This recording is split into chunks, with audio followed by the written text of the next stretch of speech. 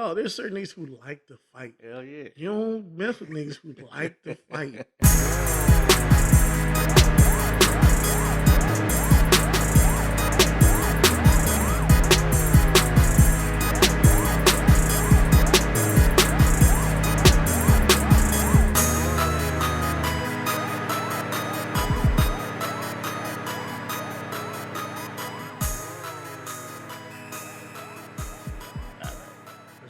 Ready to rock. Dessert. Ready to roll. Let's go.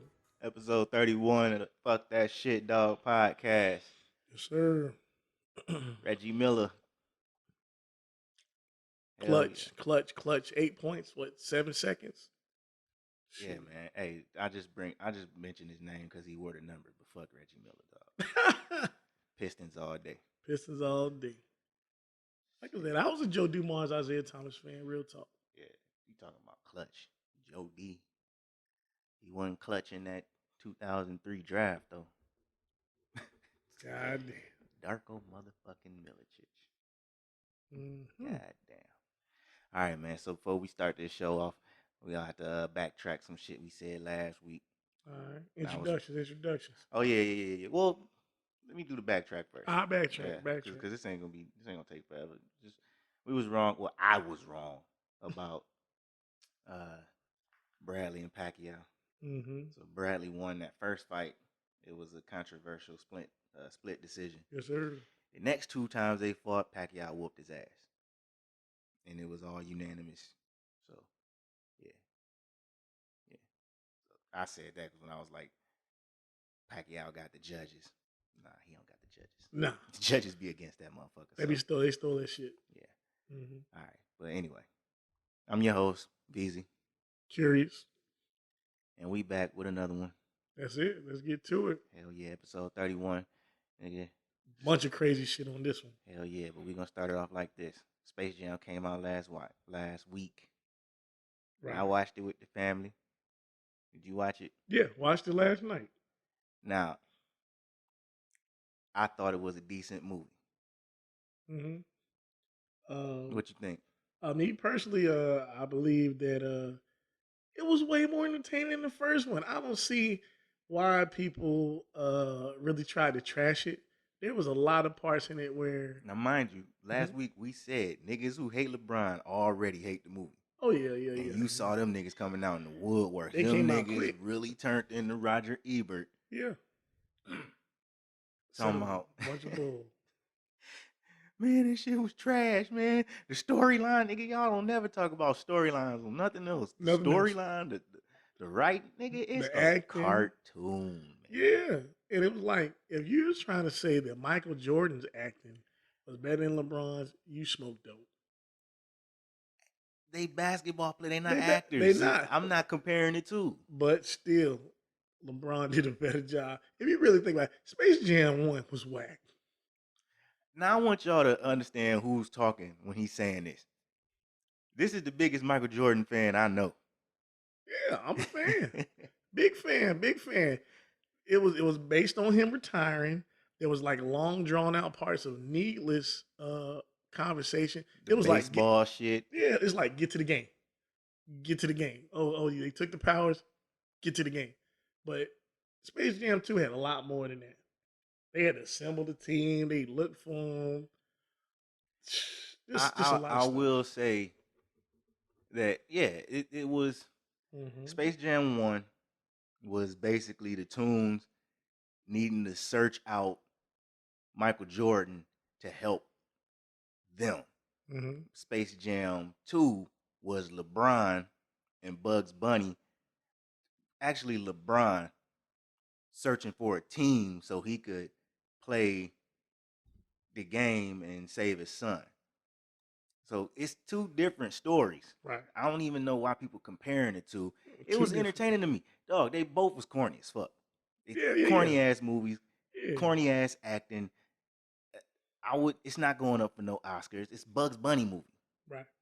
You know what I'm saying? If you wanna complain about Space Jam 1 or Space Jam 2, because I'm sure when we was kids, our parents was watching Space Jam like, what the fuck is this bullshit? Right. And now we in our 30s and 40s, Like, what the fuck is this bullshit? You know what I'm saying? Straight up. So, like, if you want to be a critique of a kid's movie, do you? Mm-hmm. Do you? I enjoyed it. My Yeah, kids loved it. definitely. We had fun watching it. Yep, I definitely did. Everything made sense. Like I saw it like there was two parts. Like remember the part from Coming to America where they had like this random singing part, and it was like, what the heck is that? So in the Space Jam, where they almost had like a little rap battle, and it was Porky on that joint. Dog, that shit Was hard. stupid as That shit was hard, man. It was funny because he was like, and then he went. Yeah, he went in. He just went to He went in, man. So I bars, nigga. Yeah, it was bars. Dog, it was solid. I thought the game was. It would have been. Mm-hmm. Hold on, I ain't mean to cut you off, but it would have been funnier if Porky got in there rapping like Twista or some shit and just started tongue twisting. Because you know that's how they always do, like people that stutter. Yeah. Because if you know, what the Get Down. Yeah. The one dude that was stuttering when he rapped, like he couldn't rap, but then when it was like, your brain just moving too fast, and they sped it up, like he sped it up, or they slowed it down, and he just started tongue twisting. I'm like, okay, yeah, that shit would have been dope if they'd had Porky doing that shit. That shit would have been. Yeah, it would have been cool. And also, they showed more of the game. If y'all didn't notice, they showed way more of the game in Space Jam 2 than Space Jam 1. Like it really wasn't.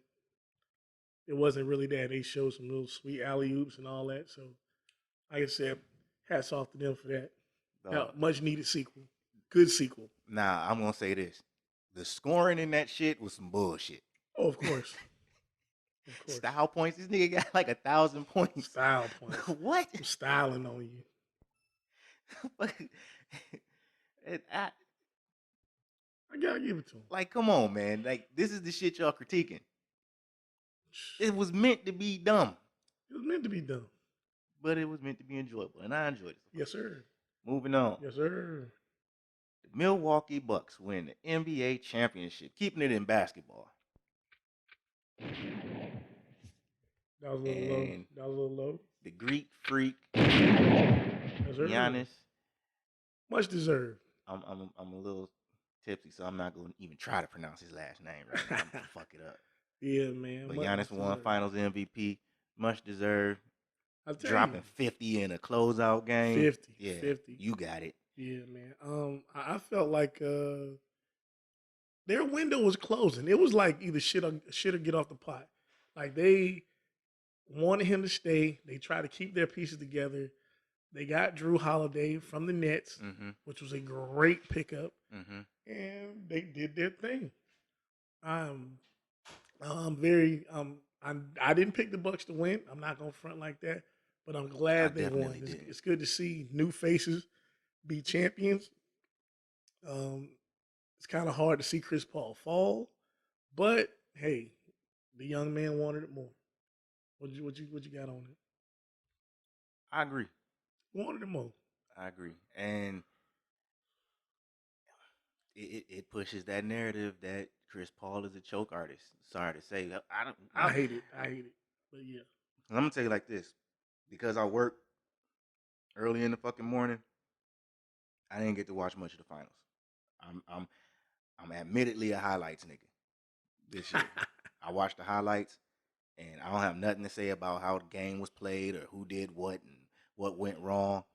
All I saw was what went right for the winning team. That's it. Basically. So my question is, what did Chris Paul do in that game 6? Like, what did he score a lot? Turnovers? Like, did you watch the game? Yeah. I watched it, man. I mean, he still had about 18 points, but the real tale of it was Devin Booker did not shoot well in them last 2 games. Yeah. He went like 4 for 15 or 4 for 20. And that's usually the story. Yeah. Because now everybody's going to call Chris Paul a choke artist, but anytime y'all talk about point guards, y'all always talk about how much they're supposed to score. Like, point guards are not scorers. They're not traditionally scorers, right? So if a point guard gives you 18, but he gives you 10, 15 assists, he did great, especially if he didn't turn the ball over. That's what I'm saying. That's why I don't understand a lot of people's critique of Russell Westbrook. Because, oh, he don't score 30, 40, 50 points. The nigga averages a triple-double. What you want him to do? Right. He giving you everything that, like, he's giving you everything you need from that position as a point guard, regardless of what the rest of the team do. He accounts for buckets and he rebounds. That's right. Defensive rebounds, not offense. You know what I'm saying? Yeah, I guess he get a couple offense. But my point is, what do y'all expect from Chris Paul? He drops 30 in game 1. Right. He's the best thing smoking. Best thing smoking. Oh my God, he's here. But in the next game, even though they won, he didn't score 30. He's going to score by like 18, 20. But Yeah. Devin Booker had 40 that one. Yeah. So then they was up 2-0. But see, that's the point. Like, it's always another factor into why, you know, the team loses. You know what I'm saying? Any game Jordan lost, they looked at what Jordan did. Any game the Lakers lost, they looked at what Kobe and Shaq did. And then when Shaq left, is what Kobe did. But goddamn, what did the rest of the team? Goddamn, what did the rest of the team do? You know what I'm saying? It's a team sport. One nigga ain't finna score all 150 fucking points. Nope. Even though they don't go, I mean, they probably do get that high now. Yeah, with all this lack of defense. But Crowder didn't show up and Devin Booker didn't show up. Those like two of your main guys who were on the floor. Some of their young guys was kind of spotty with it too. And it's like, while y'all being spotty, Drew Holiday over there having the game of his life. Middleton over there having the game of his life. Like, Brook Lopez dunked on the motherfucker so crazy.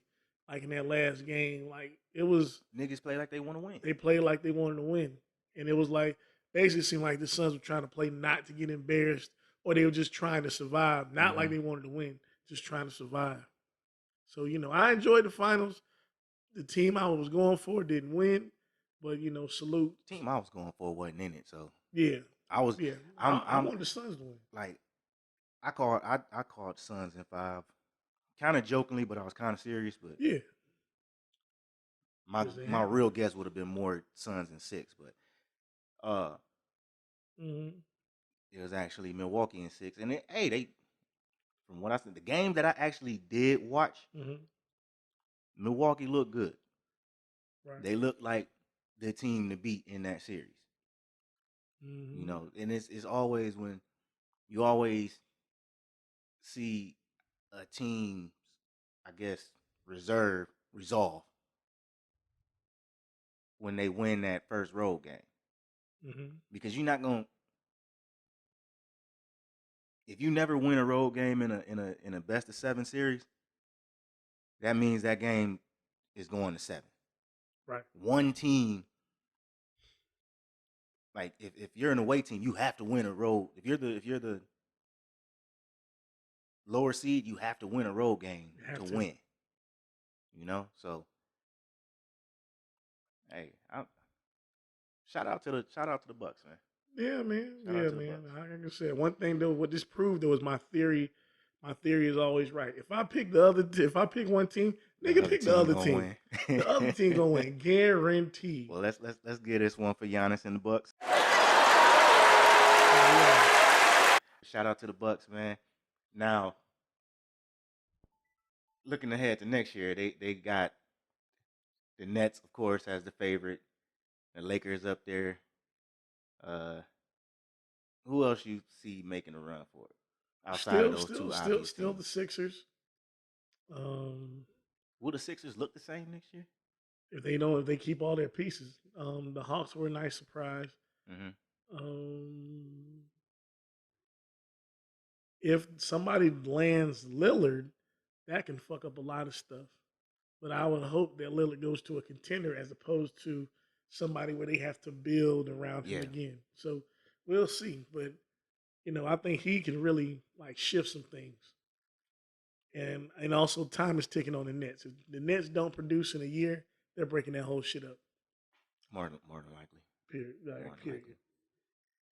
Because you ain't going to be able to afford all 3 of them and then keep a decent team around them. All right. Moving on. Cleveland Indians changed their name to the Cleveland Guardians. Hell yeah. Hell About yeah. time. Hey, I'm telling you.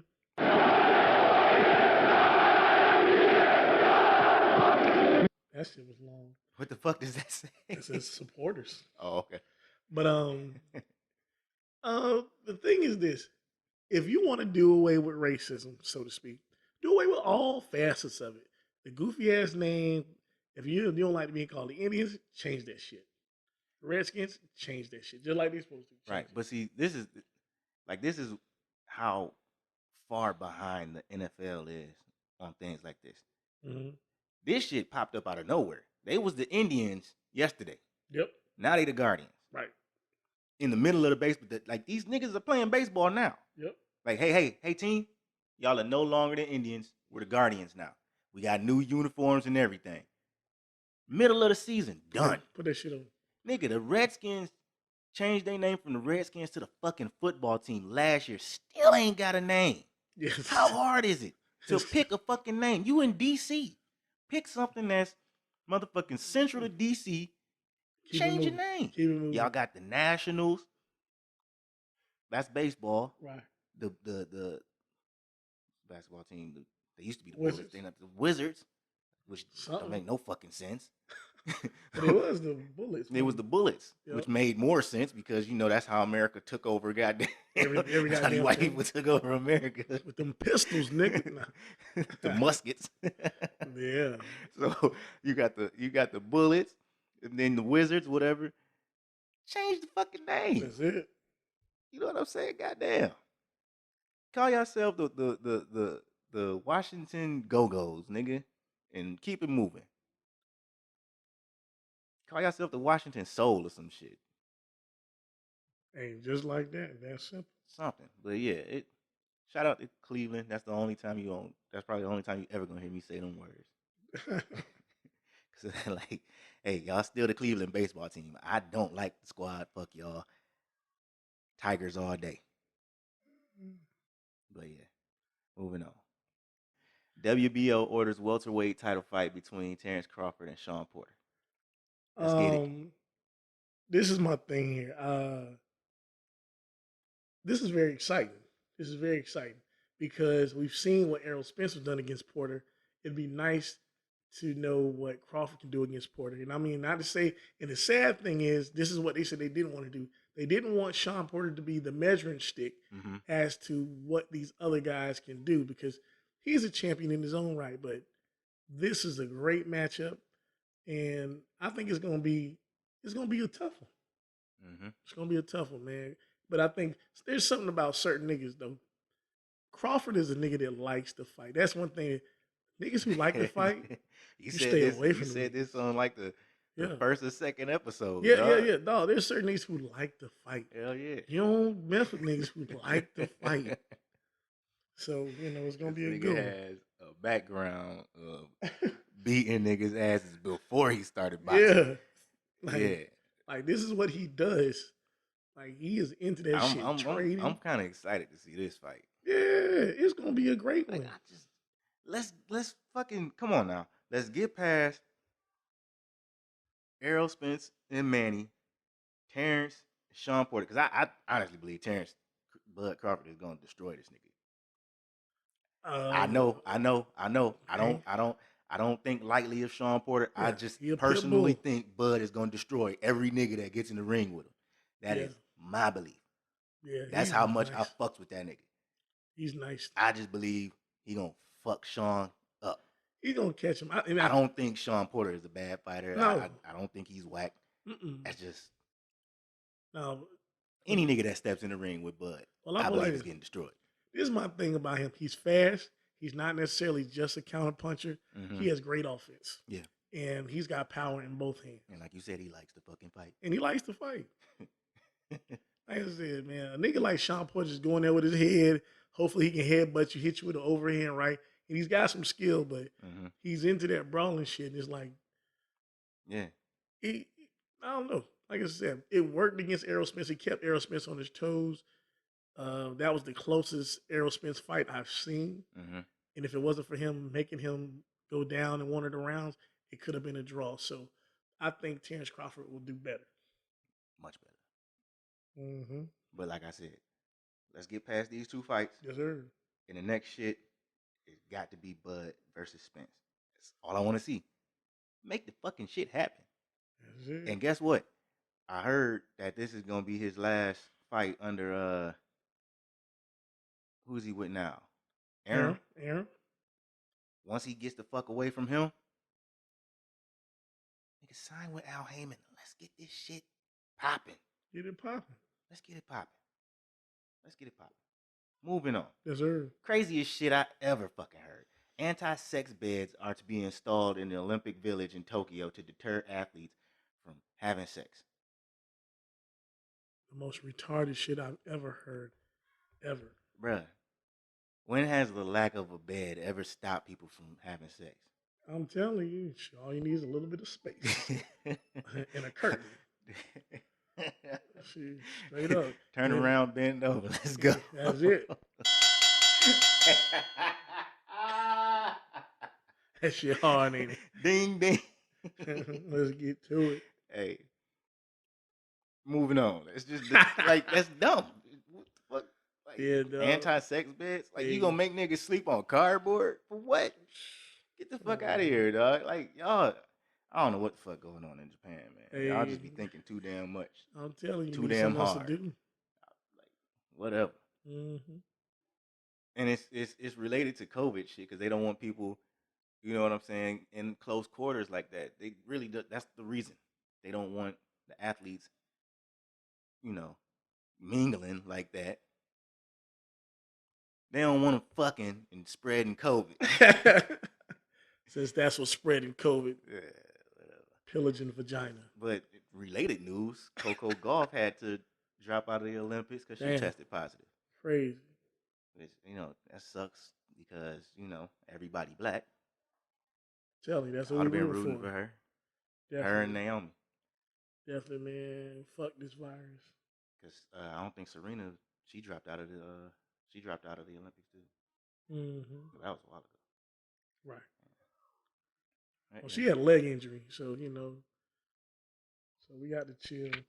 Yeah, I know that wasn't related to COVID. I just know she had dropped out a while ago. Right. So you know, in other COVID related stupid shit, Jemelle Hill tweeted that unvaccinated people shouldn't expect to have the same privileges as vaccinated people. Jemelle, fuck you. Point blank. See, this is my okay. When you think about Kwame Brown and the things that he said, it makes so much more sense. It's like you're a part of an agenda. Like, how can you tell? Dog. How can you say that? Certain black people think that they can say things because they think black people just gonna ride. Other black people just gonna ride with everything they fucking say. No, keep your dumbass comments to yourself. That's the same shit as that Gayle King stupid ass. Not inviting the family to the fucking Thanksgiving if they unvaccinated. All right, whatever. That's your preference. If you don't want to be around unvaccinated people, that's your preference. That's it. But just saying that this is the type of shit. This is the type of fucking statement that probably fueled segregation for all you integrationists out there. And then y'all come in and say dumb shit like this. So what may happen is you have a new type of segregation out there where unvaccinated people are, I'm not even going to say oppressed, but subjugated to not being able to participate just because they're unvaccinated. It's fucking stupid. Yeah, whatever marginalization. So basically saying, expect discrimination. Yeah, and I'm like, hey, fuck it, shun me, discriminate me. I don't give a fuck. That's some bull. I don't give a fuck. I don't care. I do not give a goddamn. I'm already introverted. I don't get out like that. I don't care. I'll find something to do.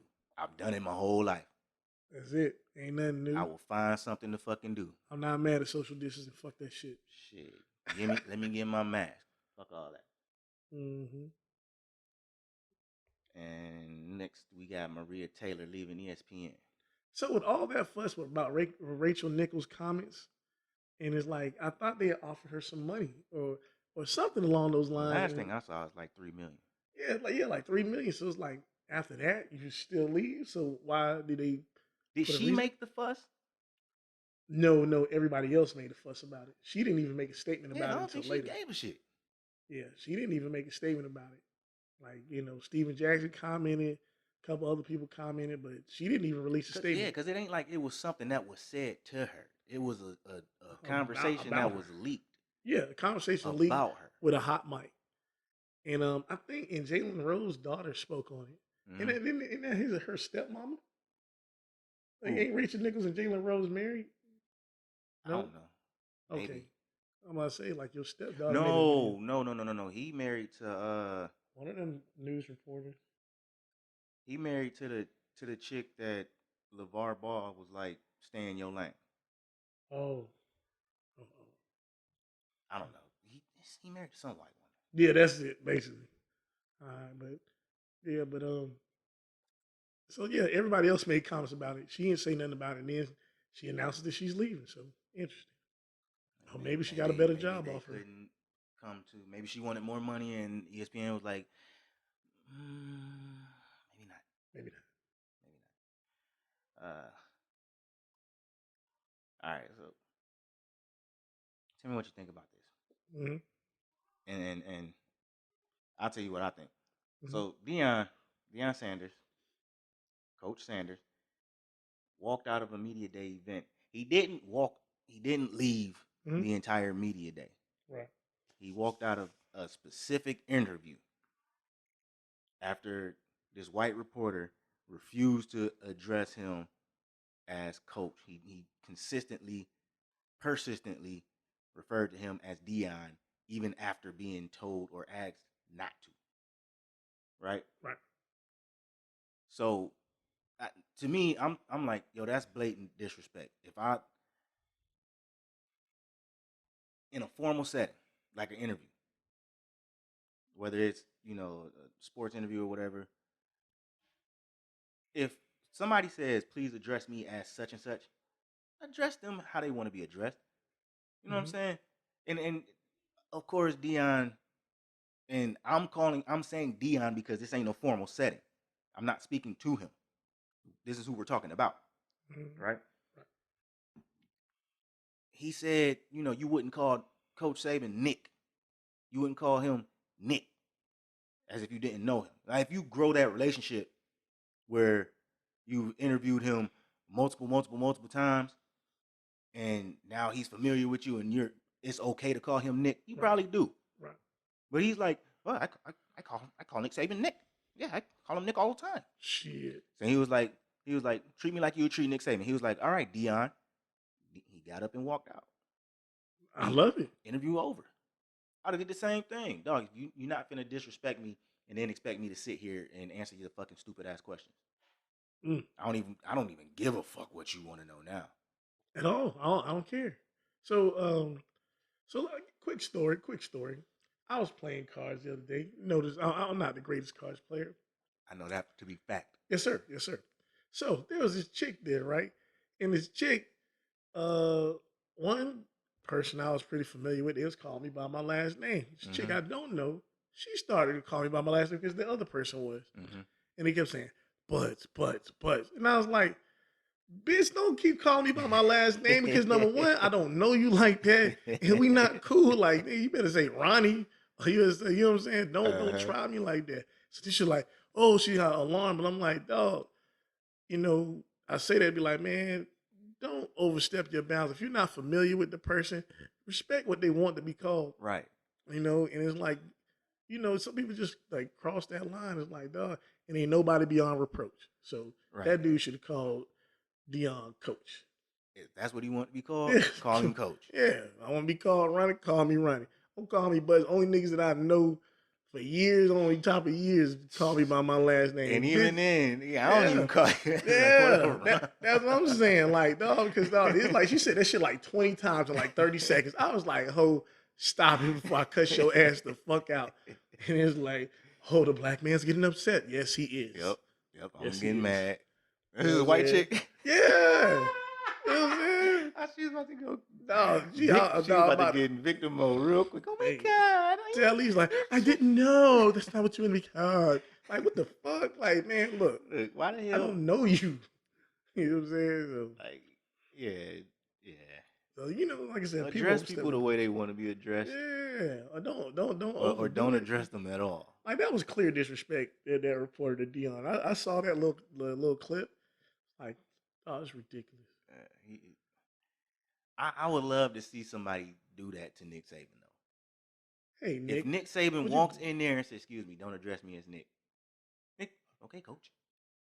Because y'all want that interview. Y'all want that interview. You want it. You know what I'm saying? You don't want Nick Saban to walk out of your fucking interview. For real. Hey, Nick, what the fuck happened with your quarterback? Right. Like, that motherfucker threw 3 interceptions. Hey, Nick, why the hell do you have your star player running back punts? You knew he was, excuse me, don't call me Nick. Hey, Nick, you don't answer my motherfucking question. All right, interview over. Interview over. Oh, y'all know. You're fired. You probably would never be allowed to interview that anybody again. Ever again. They gonna say, all right, so you know what? We're gonna not send you to the presser. We're gonna have you you'll be working in the office from now on. But I'm the best. Nope. They don't want you there. Straight up. Yeah, fuck all that. Yeah, I'd have did the same thing, man. Yeah, man. Shout out to Coach Dion. Hell yeah. All right, man. Moving away from sports, nigga. In the entertainment world, we got Dipset versus the Locks. Oh, man. Excellence. Announced for August the 3rd. Excellence. No. Shoot. No.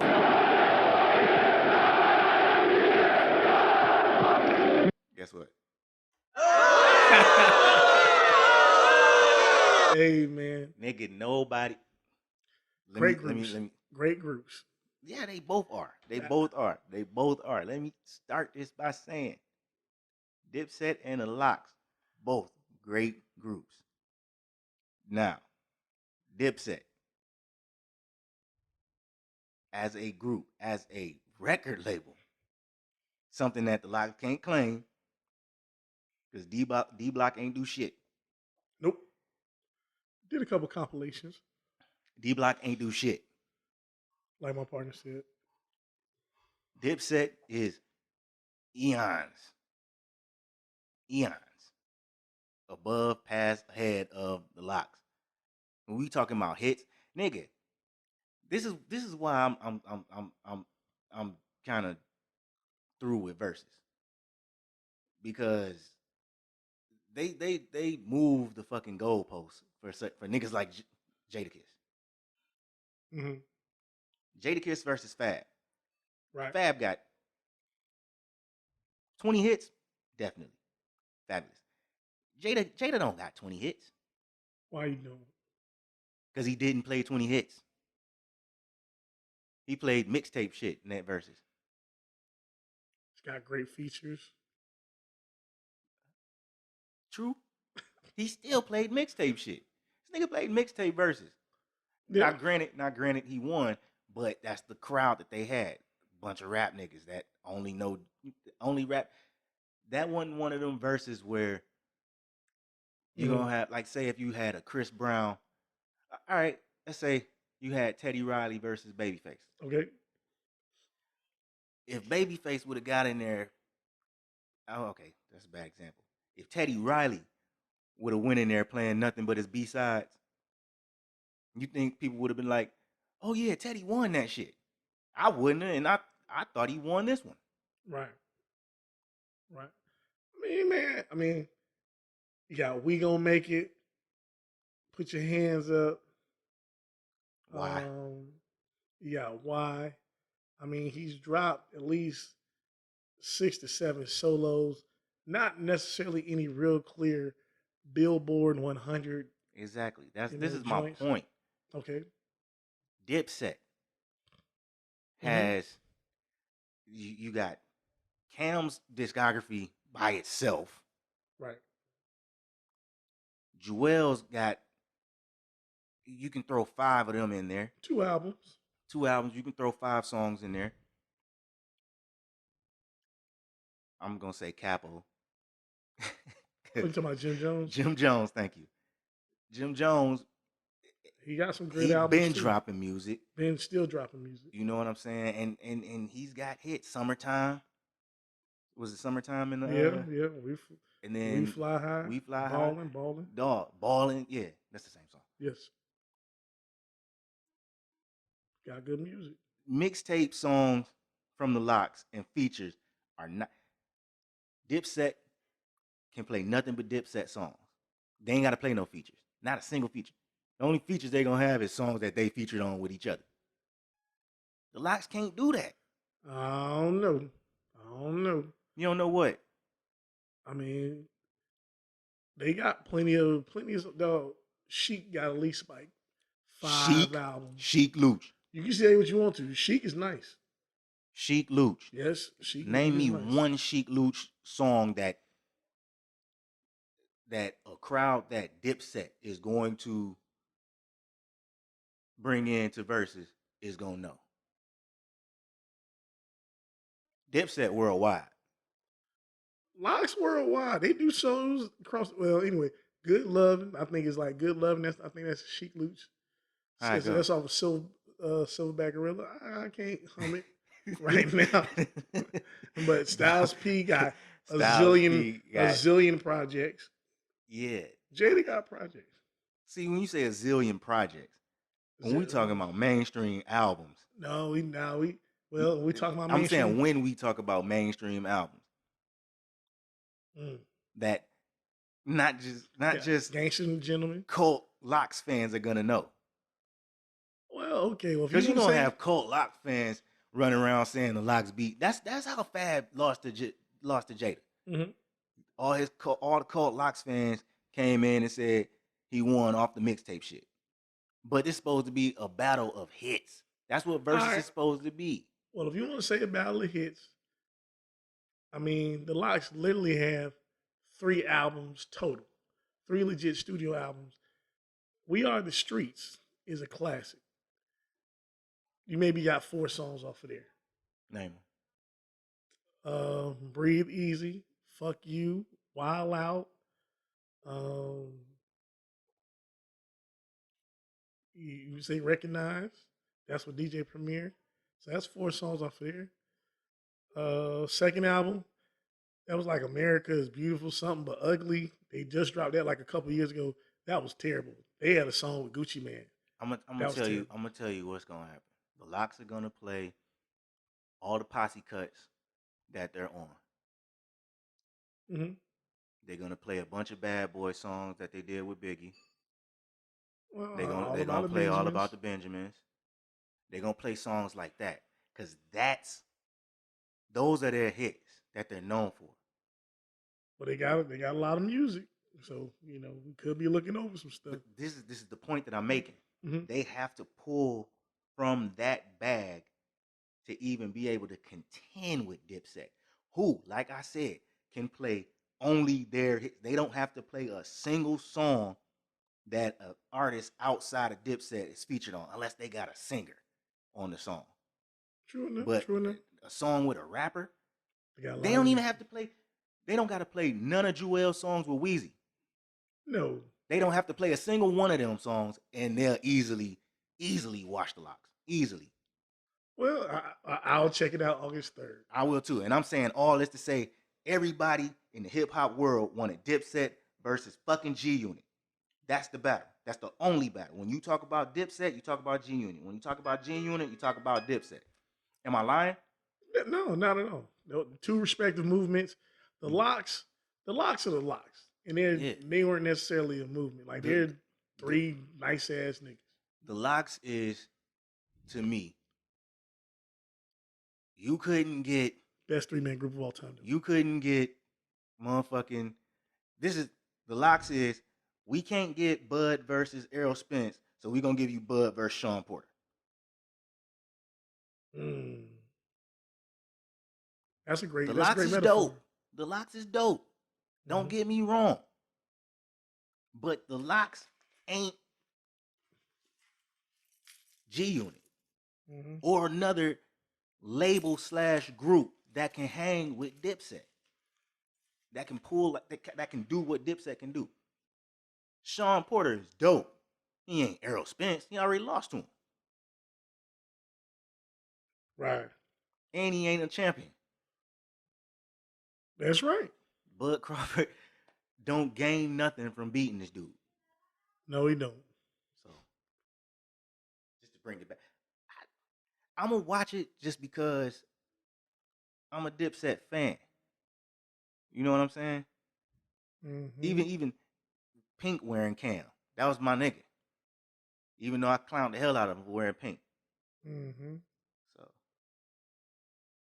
That's a good one though. A good one. I respect your opinion on that. yeah, I mean it's it's like I understand why some people are excited to see the locks. I'm just not one. I don't see the appeal, even though because we already saw Jadakiss. Yeah, it's like what else can you do? What else can you pull out that we haven't already heard? Because it's like some of those hits he played versus Fab. He did play some of his hits outside of all the B sides and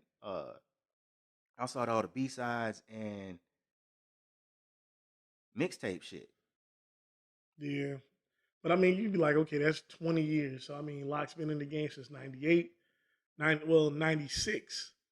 96 up till now, so it's a lot of music to choose from. So Yeah, they got a lot of music. Maybe they feel that they can still be entertained in some kind of way. So I mean, I would tune in. They got a lot of music. They gonna have to play a lot of they gonna have to go back to the Jada versus Fab. Anything that was played on that, don't play it. You can't play it. I mean, that would be I'm good. gonna have to go back to that shit and be like and refresh on what he played. Yeah, because if they do play, if they recycle songs, yeah, it's like nah, don't you already played that. You can't pull from none of Jada hits because he already played them. No, I agree. You can't play Why. Don't play Why. I agree. Dipset gonna wash their ass. It's just what it is. It's just what's gonna happen. Dog, have you been keeping up with this Lupe versus Royce? Okay, so I checked it out and saw what it came from. It came from a conversation. Royce the 5'9", let me start by saying he is one of my favorite rappers. But when I say this nigga's emotionally imbalanced, like he took a regular conversation and turned it to some kind of rap grudge match because you just like your communication skills just ain't good. Did it just turn out some of the best subtle diss records? Did you listen to Nigga Lupe's wasn't subtle. I like it. It was they were both great. Yeah. What I'm saying is Lupe's was at Royce. Royce is I don't remember the title. It's something Lambda. Lambda. It was the Lambda. It was Silence of the Silence of the Lambda. Okay. Yeah. That one. He name dropped Lupe a couple times, but it wasn't really like it was a bar fest. Yeah, he was just rapping, and then he take shots, but then he went back to rapping. It's 7 straight minutes of rapping, and then Lupe's the Steve Jobs shit. He's going at every damn bar. Yeah, he was like he said like something crazy like, "Are you a gangster? Are you something Farrakhan?" And it's like, you really do need to figure out what you're gonna be. You can't be a nigga that's at niggas' necks talking greasy, but then you saying you for black people. Like it's either one or the other. That's the kind of shit, But it was it was great so far. So to backtrack a little bit, it came from a conversation in which you had R.J. Payne, another one of my favorite artists. Niggas awesome. Ransom, awesome artist. Royce the 5'9", Lupe, and they all on this live. Like Mickey Fax and Mickey Fax, Loaded Lux, and they all talking about who's the best, which is nothing but subjective talk. And because whatever people can't necessarily, I guess, gauge each other in a particular space where it's just nothing but respect, and let's just put out some songs or something like that. It just got personal. It got weird. It got real weird. Lupe making a live with his shirt off freestyle for 9 minutes. Yeah, I didn't get into all that. My homeboy told me that they was beefing. I was like, what the fuck they beefing for? They got a podcast together. I know. And he gave me the rundown of what was going on, and I was like, okay, that's interesting. And then the diss verses came out, the diss songs came out, and I was like, all right, let me go see what the hell this is about. Mm-hmm. And I seen the one where Royce was on live with Mickey Fax and I think that was Loaded Lux. And then Lupe got on the live. And this was just like a 3-minute clip. And, you know, Royce, they got I guess it was a back and forth, and Royce was like, something, bitch. And then Lupe was like, all right, hung up.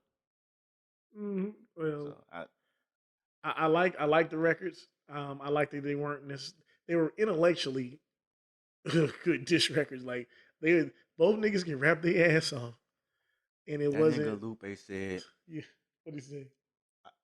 They took Biz Marquis. I wish they would have took you. Like, my heart dropped. I was like, no, nigga, can we have them both? Can we get Biz back and just save Royce? Come on. Dog, Royce that's my nigga, man. Yeah, he's definitely arguably one of the best ones to even pick up a pen. You are right. When he has a history of that. Like him being sober didn't change him feeling a way about how people talk to him. Yeah. Or how he's treated, because you remember that whole Royce D12 beef started with some shit about how he ain't like how Dr. Dre was, handling him. You know what I'm saying? Oh yeah, hold on. And Lupe did call him a sidekick. He made like a little comment as if like saying like how he was a sidekick to Eminem. Yeah. Like in the track. Like it was some little points like, I got you again. And it's like you can't even refute That's what I said. Lupe's was direct. Yeah, Royce was just roundabout. He had a couple lines. Lupe's being a reply was direct to the point. I am dissing you and replying to the 7-minute rapping that you put out. Yeah, man. So I'm enjoying it so far. I hope they don't come out with any more tracks. I think that was good enough. No, I need a round two. Need a round two? I need Royce's reply to the reply. And then I need Lupe's reply to the reply to the reply. And then I need them to do like a Lupe don't fuck with URL, so I need them to do. So what is this thing he was talking about? Talking about EO Dub. What is EO Dub? Where another rap battle league. So okay, so is that like says like with judges, and I guess you battle niggas and you want to just bring your best raps or your best song and see how people judge it, critique it? Like that's what he kept saying. So I was like, okay, call RBE, call fucking somebody and get. It's all subjective. It's all subjective. So. So I mean, hey man, I like something that's entertaining. Yeah. Shout out to both of them two guys. Hell yeah. Speaking of Dr. Dre, good God Almighty. Hey man. Mm-hmm. It's a wrap for you rich niggas and being married. Hey. Because divorce is a motherfucker. $300K a month. That's the radio was reporting it as $3.5 million a year.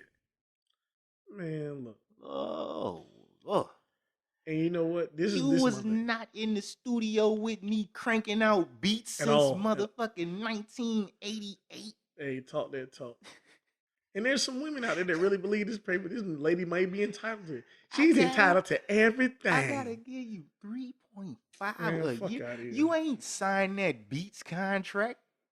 You ain't been working with Steve Jobs. The fuck? And you know what? This is my thing too. Also, if he did have a side chick or whatever, or side dude, whatever the rumor may be, you don't think this lady had a side dude? You don't think this lady had somebody during that time? You think she was at home twiddling her thumbs? He better hope she did, and he better hope they get married soon, because he gonna be paying 3.5 to she married. Hey, 3.5 a year is all the incentive in the world for her to stay fucking single for the rest of her God-given life. She doing whatever. No, single by title. Yeah, by title. Legally single. She can have all the niggas she want, as long as she don't marry none of them. She the best, the biggest sugar mama on the planet right now. Yeah. Let me take care of you, baby. No, let me take care of you. like that part. Bitch, we $3 million a year.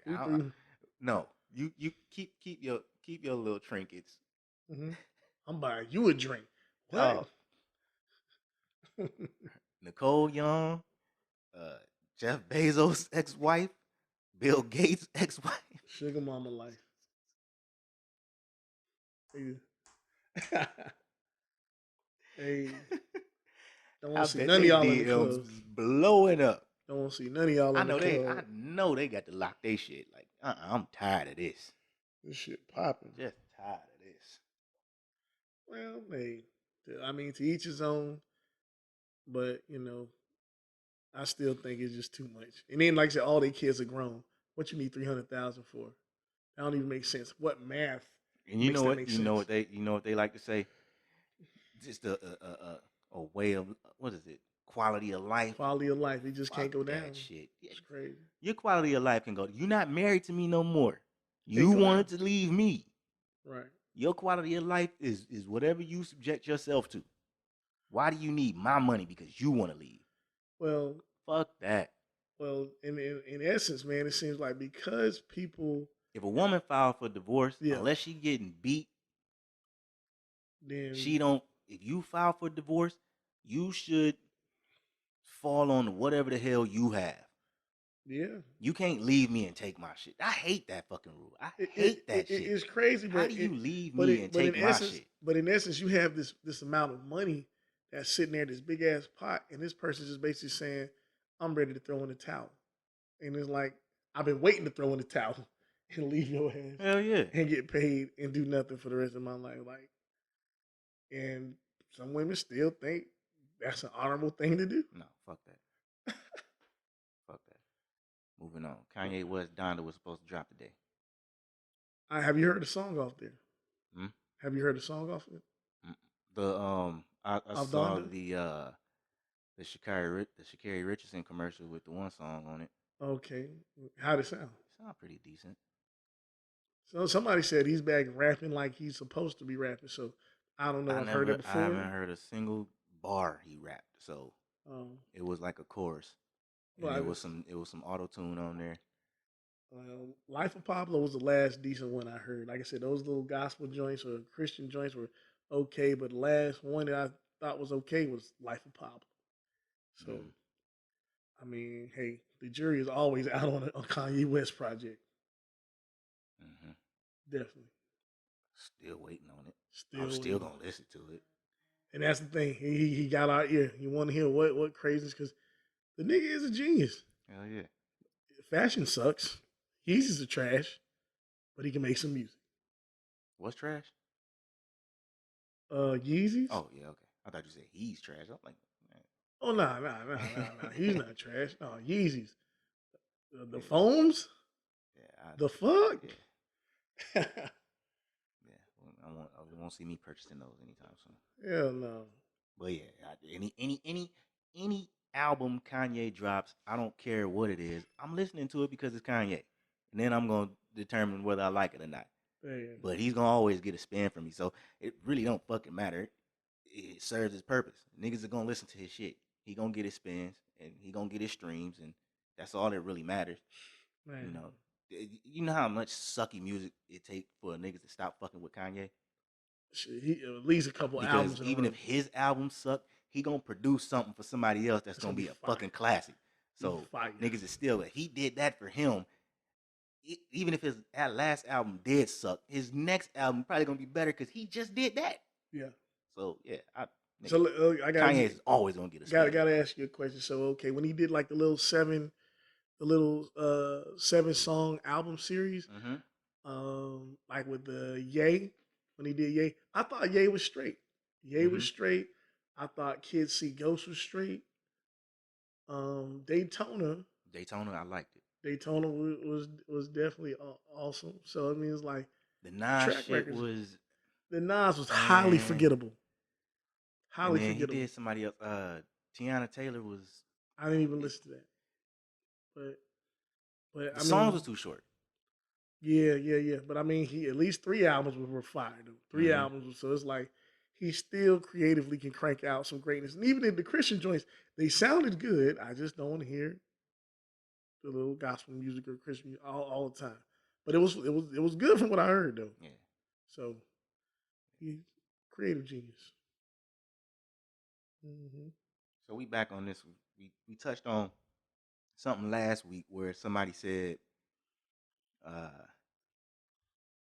uh, welfare was worse than slavery. Dr. Ben Carson. So now got another dumbass nigga. Chico Beans said on their podcast that crack did more to destroy the black community than slavery. And he based his theory on, crack did in 10 years what slavery took 400 years to do, which is dumb as fuck. Look. Even in his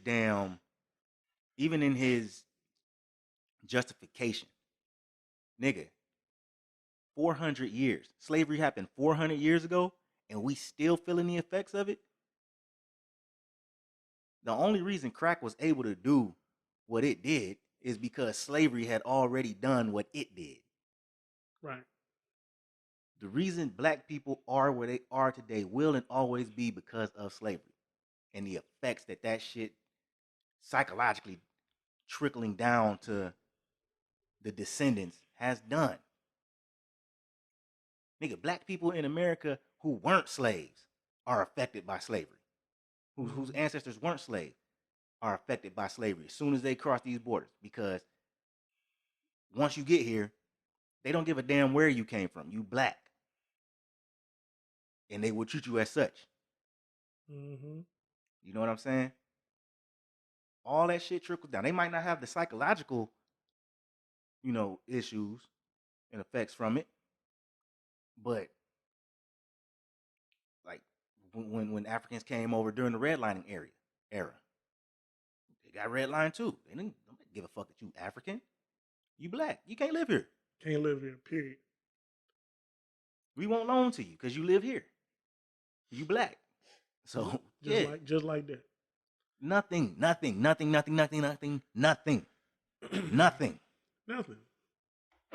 Chico Beans. Shut your dumb ass up. Nothing is worse than slavery. Your as property. It pertains to the black community. Nothing was worse. So just like you said, these niggas who have these platforms, I like now.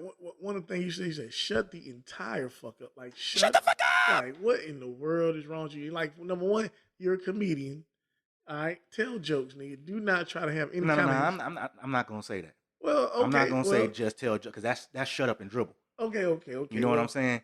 Well, historical references need to have, like you said, some context behind it. I like when these guys get deep because it shows you that they have a range of. I'm not just a comedian. I'm studied. I'm learned. He didn't just pull this out his ass. He had some reason to say what he was saying. You know what I'm saying? He did say it's his opinion, so it's not like he brought it out as fact. But I'm just saying his opinion is dumb to me. That is. You know what I'm saying? Anytime you open your mouth with an opinion, you open yourself to be subject of people's opinion of your opinion. Right. And my opinion of his opinion is that's a dumbass opinion. Dumbass opinion. Nothing in the world was worse than slavery. Niggas legit do not know who you related to. Like you don't know who you related to. I don't know who I'm related to right now. At all. There's some niggas in Daytona that I think might be my cousins right now. But you know why you don't know why? Because of slavery. My nigga, I got cousins in Arkansas that I probably will never ever meet. There's a whole family in Arkansas that I probably will never meet. Man, come on. Because I don't know how to connect us. I know who my grandfather is, and I know who his father is. I know them by name because they passed before I was even thought of. But I know them by name. Mm-hmm. But when I did the whole ancestry thing, trying to trace my dad's lineage, and nigga, it's just you get lost when you get to the 1800s because black people didn't even know who they was when they were free. They didn't even know who they was. A lot of black people changed their fucking name. Just changed their name. That's real. Talk that talk. You know what I'm saying? Because listen, here's an example. A lot of people say the Irish didn't have slaves. My last name is Irish. Right. My last name isn't Irish. My last name is an Irish last name. Right. I'm just not gonna say it on the podcast. Right. You know what I'm saying? My last name's Irish. How the fuck did I get that last name? Exactly. Was my grandfather's slave masters Irish, or did he, once he got free, say, I'm gonna choose this name? Exactly. Because and then when you go beyond the 1870 census, when you get to 1860, we were still slaves. They didn't keep records of slaves. You was a number. You was fucking product. That's it. They don't even we're regarded as a person. The only way you would know who your family was is if the slave master kept records himself of births, birth dates, family members, all that, who came from who. But think about it like this,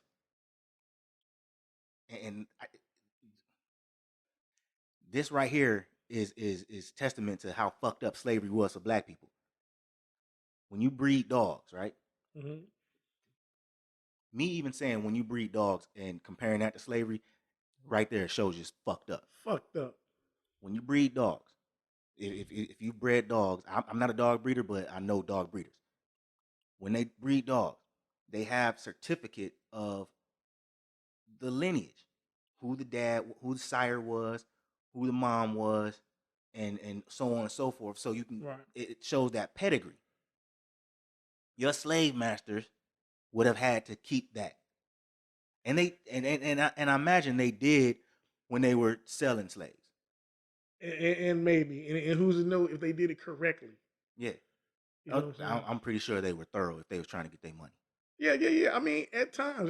Look, this buck right here, his daddy was this buck right here, and his mm-hmm. mama was this mare right here, and he big strong nigger. but that's real. Like, there's a place in Georgia called Butts County. My folks, I guess there was like a plantation. Of course, you take the name of your plantation owner, so to speak. Mm-hmm. There was people from that group who migrated to Daytona. Mm-hmm. You know what I'm saying? Of course, my dad, might have known some of those folks. My dad's dad might have known some of those folks, or they might have been in the same plantation and all that stuff. Some stayed in Georgia, like I said, others migrated to Daytona. Mm-hmm. Like, if we're not directly related, we might be somewhat related, but it's like to sit there and compare, I guess, crack to slavery is, like you said, it's inarguable. You cannot argue it. Like, it's completely fucked up. So we know what we know. And it's like we said last week. Just like welfare, crack is super detrimental to the black community. Super. We not lightening how bad crack was. Crack is terrible to black people, but stop comparing shit to slavery. Nothing worse. Nothing worse. You can't find anything currently or in the past that's happened to black people that's been worse than what slavery did to black people. Families were ripped apart forcibly. Mm-hmm. You were forced to breed, sometimes with your own fucking mother, sister, cousin. Forced to breed. Nothing worse than that. Tortured. Come on, man. And 400 years later, we still psychologically fucked up, have the effects of fucking slavery. Yes, sir. Moving on. We got us another whitey on the moon. Yeah, Bezos. Bezos made it. Hey. He made it to space, y'all. Hey, do your thing, man. I guess, hey, when this shit here goes kapow, they feel like they got an escape route. So. And reading up on this shit, I know why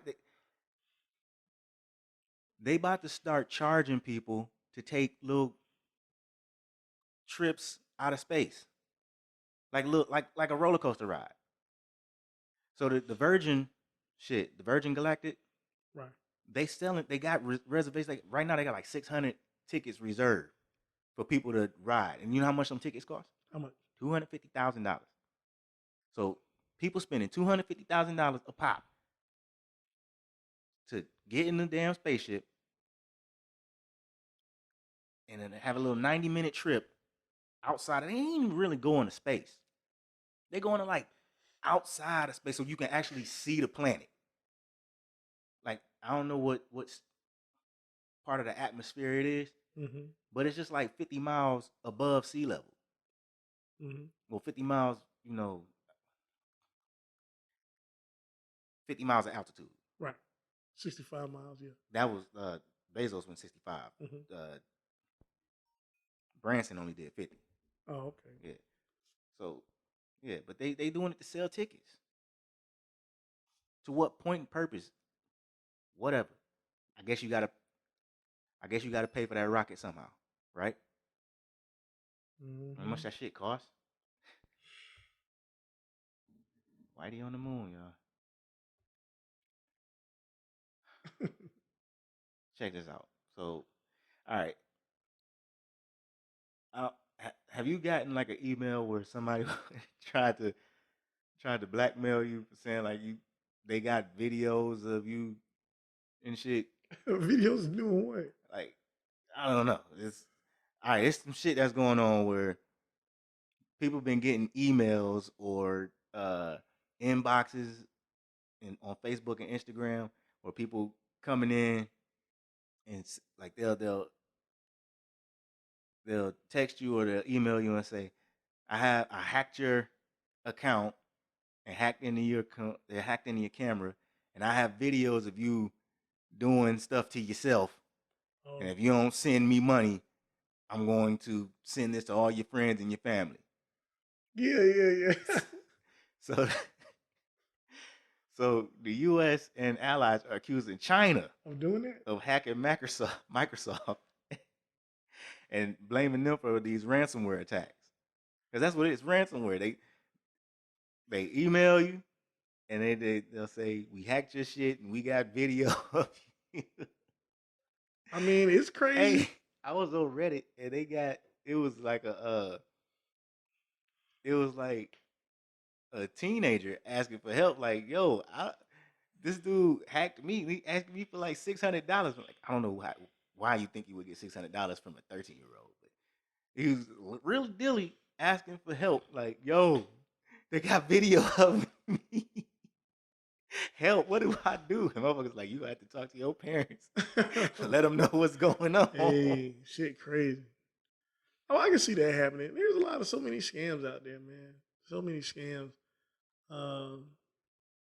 Me and a person who's been scammed on the internet, shoot, raise your hand, please. I'll raise my hand. It's a scam. Yeah. So, hey, man, that's fucked up, man. Hope they get to the bottom of that, dude. Scammers are out there. Y'all be careful. Stop clicking on links. Yep, stop clicking on them links. Shoot. Hey, go to secured sites or something. I don't know. That shit is crazy. Hey. I don't even know, because a lot of it is from people going and watching porn. That's it. It is. And those are the people that they attack. Ones that they do. Yeah. I agree. Be careful. Be careful. That's it. Be careful. Where am I at? Where we at? All right. So a federal judge rules DACA unlawful and blocks new applications. It's crazy because I heard so much praise for DACA, because it's giving people an opportunity, a chance. So now somebody rules against it. I don't know, man. Like, immigration is such a touchy subject. Like, at some points, it's like, hey, something should have been put in place in which we were able to monitor and do whatever. But then it's like, who are you to deny people an opportunity to a better life? It's crazy. And this is the thing that I don't understand. What are the dreamers? Are they children born in America to undocumented immigrants? I believe so, and I believe so. There's like someone who's trying to, like, things that are made available for them to basically realize the American dream. But if you born here, I thought if you were born here, whether your parents were undocumented or not, then you're You're a still citizen. a citizen. Yeah, I mean, you're natural born. You're a natural born citizen. Mm. So I mean, if you're just, That's a piece of news that I thought was interesting. I really don't have a comment on that. Yeah, I mean, like I said, I feel like immigration is something that they should have really been planning for in the early 1900s. Like right now, it's like either way you do anything, you look racist. Well, in the early 1900s, when they was doing that, like that whole integration rush, it was geared toward Europe. Mm-hmm. They wasn't talking when they said bring me your, that whole speech. I don't know about heart, but when they said that shit, they was talking to Europe. Yeah, They wasn't not talking Mexico. to Mexico. They wasn't talking to Haiti. They weren't talking to Cuba. Although all the Cubans that came over here turned out to be right wing nutbags. True. I mean, like you are a bitch ass nigga. I mean, when you're looking Rubio. at individuals who are in these leadership positions, you're supposed to have the foresight to see some things coming. It seems like they weren't planning for shit. So I bet they weren't in 1900. No, it probably wasn't. So it's like in 2021, whatever your action may be, you look racist as shit. Hell yeah. So, you can't win for losing when it comes to immigration. Yeah. Next topic. Florida man Paul Hodgkins sentenced to 8 months after pleading guilty to obstructing congressional proceedings. This has to do with the January 6th Capitol Hill riot. 8 months. 8 months? Mm-hmm. Department of Justice wanted him to get more, but he was sentenced to 8 months. Basically, what they're saying was that treason's okay. Listen to the charge: obstructing congressional proceedings. You stopping niggas from doing their job. That was all it was. Yeah. I mean, man, if that's what they doing, to me, it sets a precedent for, hey, well, not for black people, maybe for white people. Dog, we already know if it was black people, niggas would be charged with fucking attempted murder, fucking treason, attempting a coup, all type of dumb shit. 30 years. 30 niggas would have been shipped to Guantanamo Bay. Tortured. And speaking of Guantanamo Bay, when I was talking about Most Def last week, it wasn't slavery torture tactics. It was Guantanamo Bay torture tactics. But still, that's still the same type of shit that they was doing in slavery. Force feeding and all that other shit. But the picture I put on the YouTube video was from that. You see me in the orange jumpsuits. He actually dressed as a prisoner and went through that whole ordeal.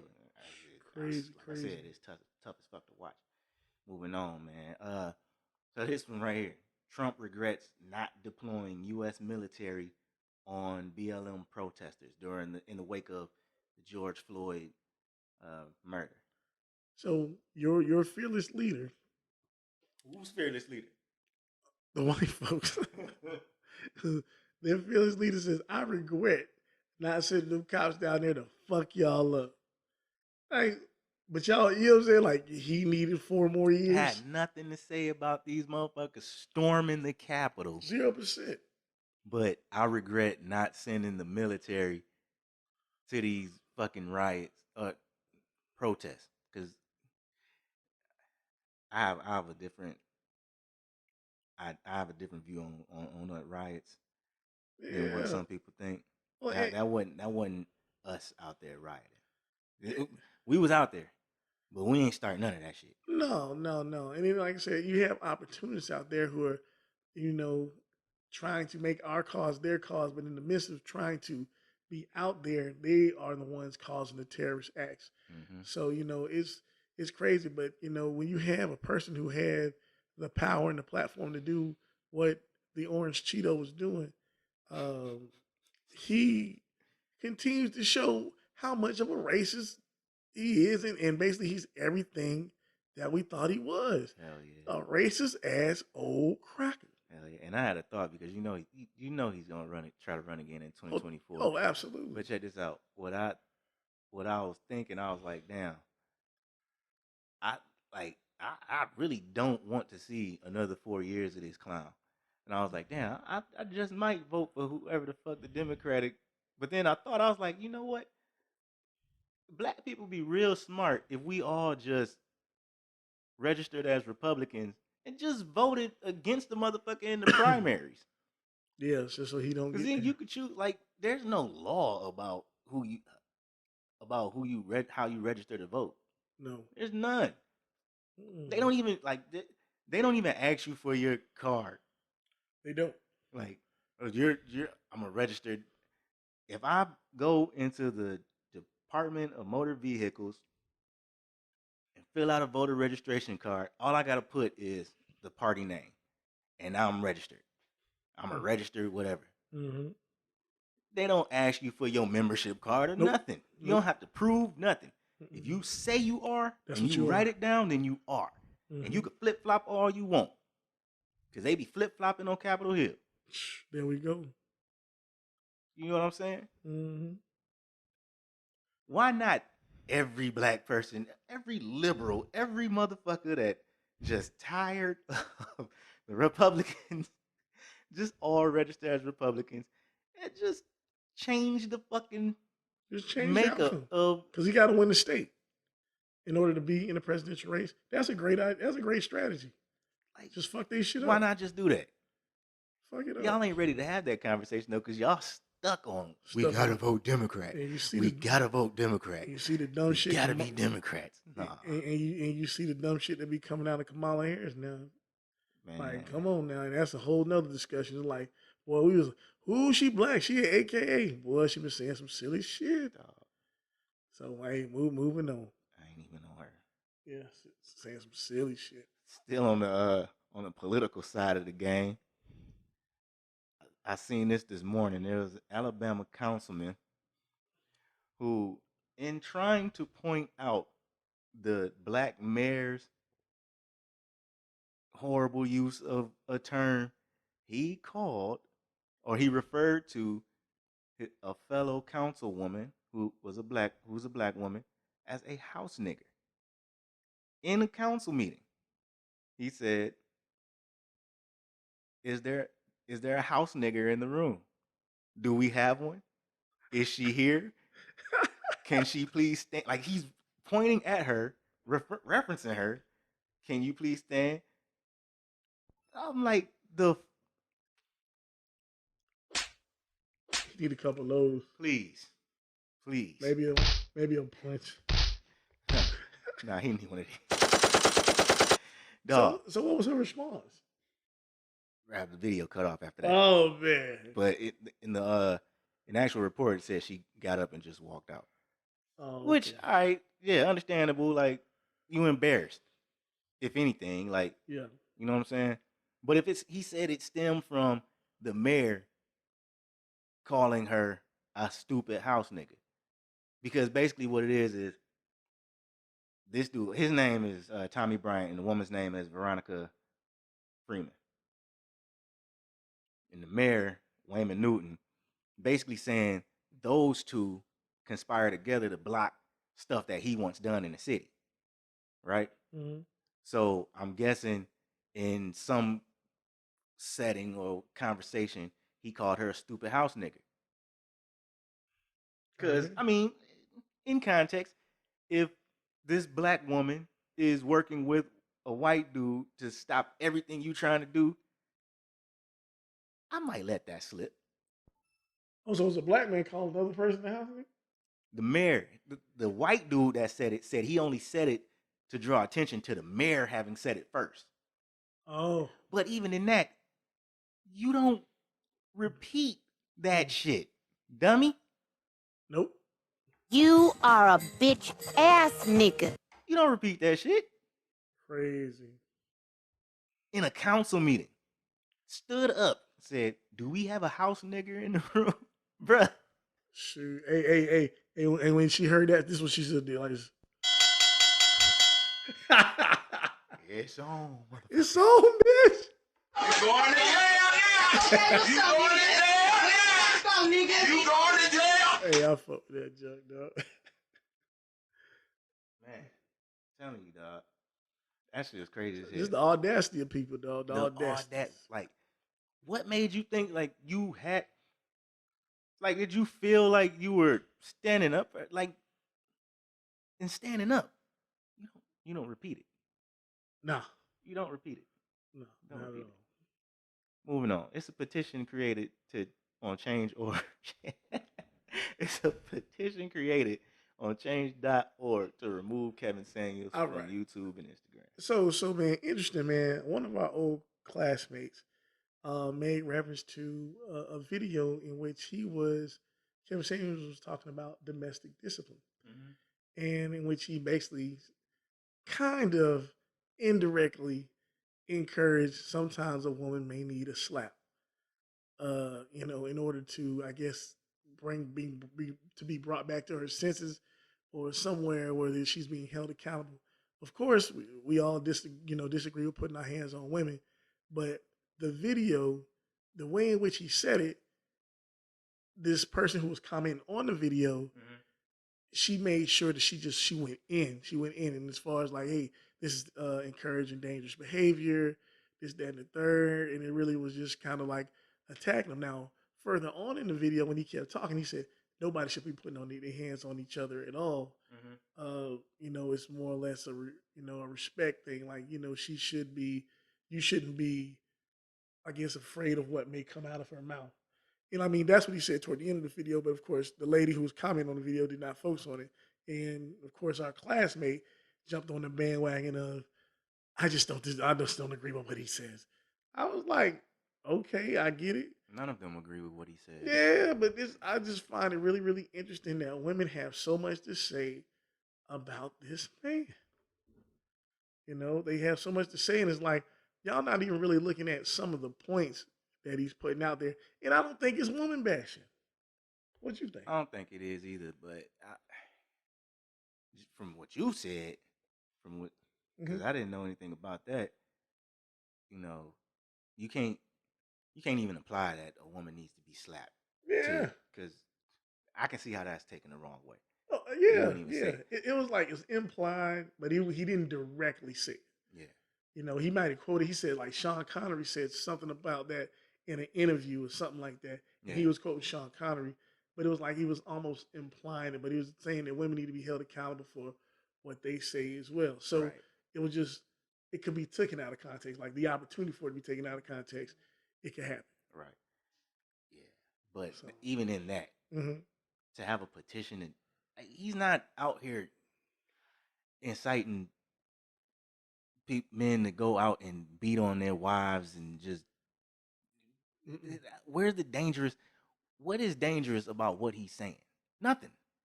Yeah. Nothing. It's all about women holding themselves accountable. When he's talking to women, it's about them having realistic standards, holding themselves accountable.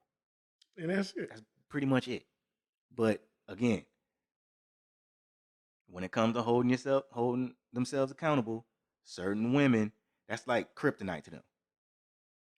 Yeah. When it comes to criticizing some black women, they lose their shit. Yeah. Because how dare you tell me I'm doing something wrong? How dare you tell me I'm doing something wrong? And guess what? For men on the other side of the spectrum, we have to own it. We have to own that we a piece of shit all the time. We have to own it every day. All the time. I am a trifling piece of shit. And you have to wear it like a badge on your chest. Yeah. It is terrible. So we got to feel bad all the time about walking in your shoes. Yes, sir. They can't ever be allowed to feel bad about it. No. Ever. Sometimes you need to look in the mirror and say, I'm the one that's fucked up. Yeah. That's all it is. And that's it. I need to change. Yeah. And that's it. I need to lower my standards. I look at yourself. It ain't about what everybody else is doing. It's what are you doing? What are you doing? And that's it. Because it's like, dog, if all men are dogs, all men are dogs, all men are dogs, this, that, and the third. Well, what's the common denominator? You. Yeah. Look at what you've been attracting. If every man you have is a type, you have a type. And your type needs to change. And the whole rating system thing, the numbers, it's elementary. Like, who's really around here talking about, I'm a 6, I'm a 7? I mean, we made jokes about it. My partner was dead on with his analysis of the numbers. But, if you really around this bitch thinking, I'm a 5, I'm a 6, Right. you silly as fuck. Right. What else do you bring to the table besides your what did looks, your Cat dumb Williams ass? say? It's esteem in your motherfucking self. Yeah. All right. What you think Don't it worry is? about. Like I said, most people Talk in that reality are 6, a 5, 6, or a 7, and 7 is fucking on the high end. 7 is on the high end. You know what I'm saying? Stop it. Ain't nobody perfect. Ain't nobody walking around a 10. But if you are thinking about yourself, you should always hold yourself in high regard. Right? It's fuck a rating system. Fuck a rating system. I'm the shit. Period. I'm the shit. Straight up. You know what I'm saying? That's how I feel about myself. I'm not gonna be down about myself because somebody else down on me. Fuck you. I don't care. I don't give a fuck what you think about me. I'm the shit. You know what I'm saying? You can have your opinion of me and keep that shit away from me. If you believe I'm somebody that you don't want to be around, don't be fucking around me. There's no sweat off my back. Mm-hmm. At all. Point blank. At all. You know what I'm saying? This is how I feel about myself. Yeah. That I don't let anybody else's opinion of me affect my ability to fucking maneuver through this fucking shit we call existence. Mm-hmm. And with that being said, I support my nigga Kevin Samuels. Fuck that shit, dog.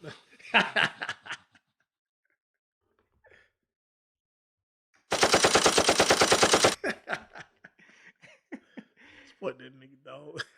Hey, that to petition on change.org to have this nigga shit taken down Green is as fuck. crazy as fuck to me, man. Even more crazy is a white woman having the most perfect butt in America. Dog. She had a long ass back. Nigga. She had a long ass back. She said most perfect butt. I said, where? No. That lady's terrible, son. And then on top of that, you had other people vouching for it. The lady whoever created the jeans in the video was like, do you see how proportionate Another white woman. Another one. Like, your standards of beauty are so fucked up. It don't make any sense. And you know what's even more fucked up? Mm-hmm. Some black woman is watching that video, losing self-esteem because some white woman told another white woman she has the most perfect butt. Yeah, in their world, she might have the most perfect white butt to white people. Ain't no nigga in America. Not one. Unless you just... Hey. Unless you this nigga in the next segment, you probably don't believe it. Yeah. But like what Dog said, get the whole entire fuck out of here. Shut the fuck up. Gotta be joking with me. Long ass back having ass. Come on, man. Shit. Motherfucker look like 2 sticks. I'm telling you, around this bitch looking like an extra wall and shit. Like, god damn. Bitch sit down and look like a letter L. I'm sorry, I'm really long ass back.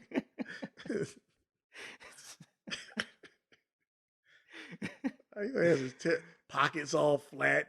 I'm like, what the hell? No like cheeks. She was like, had her hand like like rubbing it, trying to like talking about it's curvy. I said, curve where? There's no curve. Not a single, bruh. She was a bad looking white woman too. She ain't look good at all, man. Like, I'm not a fan of this shit. I'll show you. Nigga, go on Instagram. I'll show you a perfect butt. Nigga. Fuck that. Straight up. Shit. Uche Mba. I'll show you a perfect butt. Yeah. Fuck all that. Moving on. Now we get into what the fuck we wanted to get to, dog. All right. Are we getting to the main topic, or are we getting to those pictures? Oh, we on the that's part of the main topic. Oh yeah. Go ahead. Go on, get to it. Let's just let me just start by saying this. Black people really do have a white savior complex. They do. They do. There is a white savior complex that, and even in the black people that disagree with the white savior have a white savior complex. I like that you said that. Even the ones that disagree have a white savior complex. Because y'all need white people to validate certain shit. You need white people's approval of certain shit. Bruh, if we didn't, this shit would have been burnt down. Because we ain't looking for anytime y'all start talking about allies, the fuck you need allies for? Unless you have a white savior complex. You ain't lying. You know what I'm saying? And the reason that these fucking pictures draw into it is just it ain't because of the pictures. It's the caption that this crazy ass bitch put on it. Dog, chick is terrible. Dog, do you have it pulled up? No. I'll pull that shit up, dog. But nigga, if y'all know what we talking about. Stockholm syndrome is so real. This motherfucker and these engagement fucking photos where this nigga posed with his white fiance as a slave and fucking, I guess, mistress.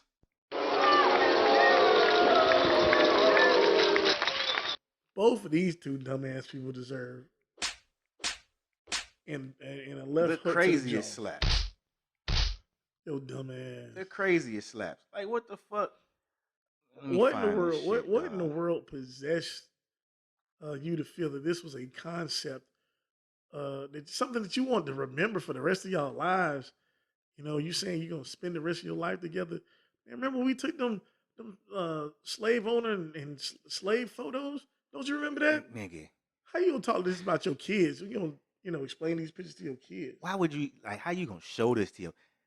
This is definitely one of them niggas that thinks CRT don't need to be taught in schools. Oh man, he's definitely one of them. He's definitely one of them. Dog, the caption was days passed and everything changed. Our love got stronger and stronger. He was no longer a slave. He was part of the family. The fuck? The fuck? He was part of the family. So you pulled him out of slavery and made him one of yours. Nigga. Come on, man. That nigga's terrible, Come dog. on, man. Shut your stupid ass up. And pulling this into the whole white savior thing. All right, I saw a video.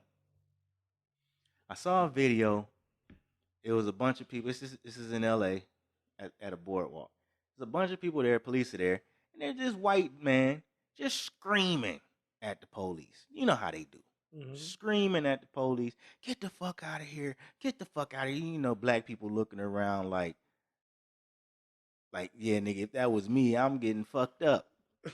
You know what I'm saying? Right. But I'm watching the video, and then I'm reading the comments. And of course, a lot of the comments was, yeah, if he was black, he's shot. Of course, those are there. But I'm seeing comments praising this motherfucker for coming to the rescue. It's such a good thing he was there. And all this, like, nigga. That's the white savior. White people should be using their privilege like that all the time. Yeah. If you really want to say, but boom. Right. But they condone it though. But if you boom. really don't condone it, use your voice. My point right there. Right. For us to even have to say white people should be using their privilege like that is a white savior complex. Yeah. Because we looking to them. Why don't you say something, cracker? To use your privilege to get these crackers off our ass. Or to use your privilege to help black people navigate through the fucking world. Navigate through America. Crazy. Bruh. The fucking bank movie with Anthony Mackie and Samuel L. Jackson. Mm-hmm. Where they had the white dude posing as the owner. Mm-hmm. Same shit. Mm-hmm. Like, it's a deep concept. Having to use white people's privilege, our allies. Come on, man. Even the most motherfucking militant black person. Right. If they even bring that shit up, you got a complex. Yeah. It's there. It's in the black community. Like you feel It's it all through the necessary. church. All through the church. All through Like the we church. feel it necessary to keep a white friend around just in case some shit come up with the cops. No, and I told you. Like I said this shit before. I hate when white people tell me how they scream on police. Don't tell me, because I'm going to feel away. I can't do that shit. Right. I can't do that shit. I had a white coworker. We was talking about the shit. He was like, well, you should just ride with me. Because I was with my black friend and we got pulled over and I was all in the cop's face. And I'm like, man, that nigga riding with you was probably, I didn't say nigga in the conversation, but I'm like, that nigga riding with you was probably just like, this is beyond fucking me. I couldn't do this shit. And even in that sense, even in that setting, black people still afraid because it's like, what if I bump into this cop again and this white dude ain't here? Hey, so what if you sit in the car? What if you remember my motherfucking face and name? Hey, you sit in the car, this white dude screaming on him, hey, shut the fuck up. Why you pull me over? Why you pull me over? You sitting there quiet, got your hands forward. White man be like, oh, he's got a gun. But it was just the white man screaming, and then he ended up probably shooting the black man. I mean, that's not funny, but it's fucked up. Because it's like, instead of screaming on the man who yelling at you, screaming like, why you pull me over, you still gonna attack the black man anyway. Right. He moved. He got something. He got a cell phone. It's like they get their rocks off. Fucking just with us. Bragging about, not the cops. Oh, yeah. The allies. Bragging about situations where they've used their privilege to help their black friend. I stopped that shit. Yeah, dog. Don't with me, man. Don't with me. Because it's shit's nuts. It's a hard pill to swallow. It's a hard pill to swallow when you know that having a white person around might be beneficial to you in them situations. That's crazy. And that's fucked up for me to even say. Because I'm nigga, fuck the white savior shit, dog. I don't put myself in them situations to even need. Nuts, man. You know what I'm saying? But what are you gonna do? Like, you can't be driving to work and get pulled over and be like, damn, I wish I had my white friend with me. That's deep. You know what I'm saying? Get out of this ticket. Shit. I don't know. But it's real though. It's like people who claim they don't have it or say they against it, they probably do. Like everyone just got that white savior complex, but it's been programmed. And it's like what we're doing as adults now is deprogramming. We're trying to deprogram, our thought process. Yeah. Into a state of consciousness. It's a slow burn. It is, because you learn every day. Because again, this is another psychological effect of slavery that's trickled down. Oh yeah. Because when you look at the Underground Railroad, that shit wouldn't have worked without the white abolitionists. Right. You know what I'm saying? They help. You know what I'm saying? So it's always been that we need a white ally in order to get our shit done. But I'll go and say it's not true, because if black people would just stick together and not turncoat like you're right, the nigga that snitched on Nat Turner. Yeah, just don't. That shit, Harper's Ferry, could have been successful if somebody hadn't blown the whistle. Never knew, but good chance. What's it called? Manumissions. What's that term? Meritorious manumissions, where they reward slaves for snitching, pretty much. Crazy.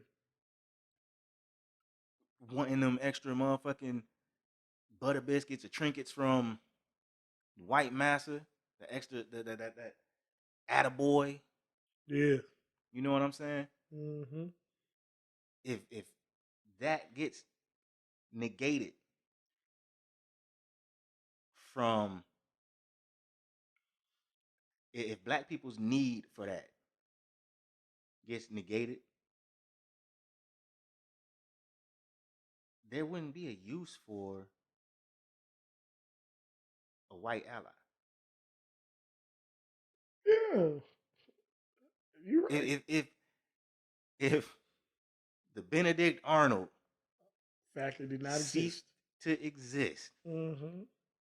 there wouldn't be a need for the white savior, because we'd be able to maneuver through this shit without y'all. We talked about unity last week. Mm-hmm. A lot of the shit we talked about last week. We come together globally, ain't nobody can fuck with us. Hell, if we come together just here, ain't nobody can fuck with us. Mm-hmm. Cut out the motherfucking white middleman. Ain't nobody can fuck with us. Feel me? Yes, sir. It's like, it's fucked up that complex even exists. Yeah. So I mean, in the thing, in essence, you know, more or less, people, I guess, a generation above us is so used to it and don't question this particular thought process. It's like now, in the being that we, I guess, the generation that's experienced such a transition in technology and having access to technology, our ability to critically think or to think outside the box is more prevalent with our age group. Right. You know what I'm saying? So it's like right now you have more people questioning old white savior complexes, old religious, uh, things that we do on a regular basis. So now it's like more or less people like to say, I'm more spiritual. Right. But also in our age group, we're seeing a lot more white people being invited to the so-called cookout. To an extent, but I would say anytime you see mm-hmm. a viral video of a white person talking that shit, that good racial justice shit, Mm-hmm. oh, he's invited to the cookout. He's invited to the cookout. Oh, yeah. That shit. And then these same cookout motherfuckers like to throw that cookout shit into people's faces. Mm-hmm. I mean, but it's a particular group. Like the way me and you rock, or how we move through this life is different than the average black person. Because, like I said, we can have, like I said, we can basically be like, man, fuck that shit over there. Somebody else be like, oh, well, let them come on by. Not saying we're antisocial. It's just the fact that I already know inherently what you're capable of, but when it come down to it, like I said, what side you'll be on. Does that mean I hate you? No, but I'd rather you stay over there because I know you got some fucked up shit brewing in some kind of way. You know what I'm saying? And that's not hating. I don't want to attack you, but I know in some particular instance, you're going to let me know that you are a white person living your best life and you don't have good intentions for me. So right. And it's just at some point, it's like, leave us alone and let us figure it out. That's it. Let me figure it out. Let me get through what I need to get through. Because a lot of these without your interference. A lot of these, I've been invited to the cookout type of allies. Mm-hmm. Once they get to the cookout, then what? They want to try to control. They want to try to change. They want to try to. They get to the cookout. They want to play. They want to play their music on the radio. They want to bring their macaroni and cheese, that nasty shit, uncooked shit. They want to bring their potato salad that don't have no mustard in it. Hey. And they use fucking no salt, mayonnaise, no flavor. They don't use Miracle Whip in their potato salad. No fucking flavor. And in the midst of drinking libations, they might let the N word fly. And then it's like you have that question: Yeah. Do I? Do I? Oh, nigga. Oh, Or do I let it slide? you gonna love or you'll love to see it. You love to see it. Segment. But yeah, Right. like they do it. They do that. They Yeah. get comfortable, They and get then comfortable. it becomes their show. Yeah, like no, nigga. Like if you like when you see, and again, the intersectional conversation comes up again. But when you see it, you see that, and Roland Martin posted some shit like that. That's the most craziest person to post some shit like this. Where are the motherfucking women's group? Where are the LGBT when it comes to doing shit for black people? I'm paraphrasing because I saw the tweet earlier and it just got brought to mind. Mm-hmm. Like, when it comes to our shit, if it ain't done the way they want it done, they tend to fall back. Yeah, they'll march. They'll get out there because they love to march. They love to show their face. I was there. Bernie Sanders say that shit all the time. I was there. I marched with Dr. King. Good for you, nigga.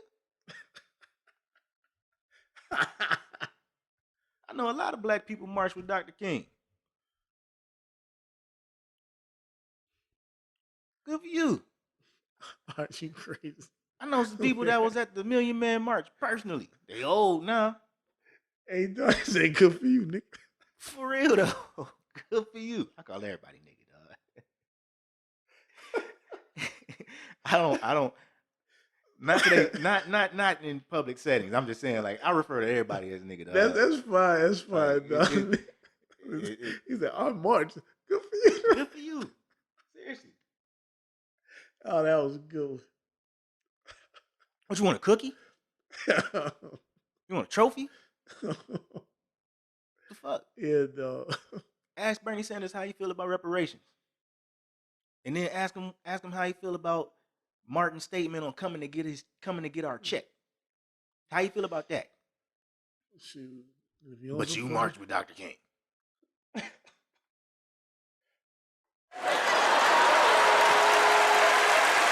Is that what you wanted, motherfucker?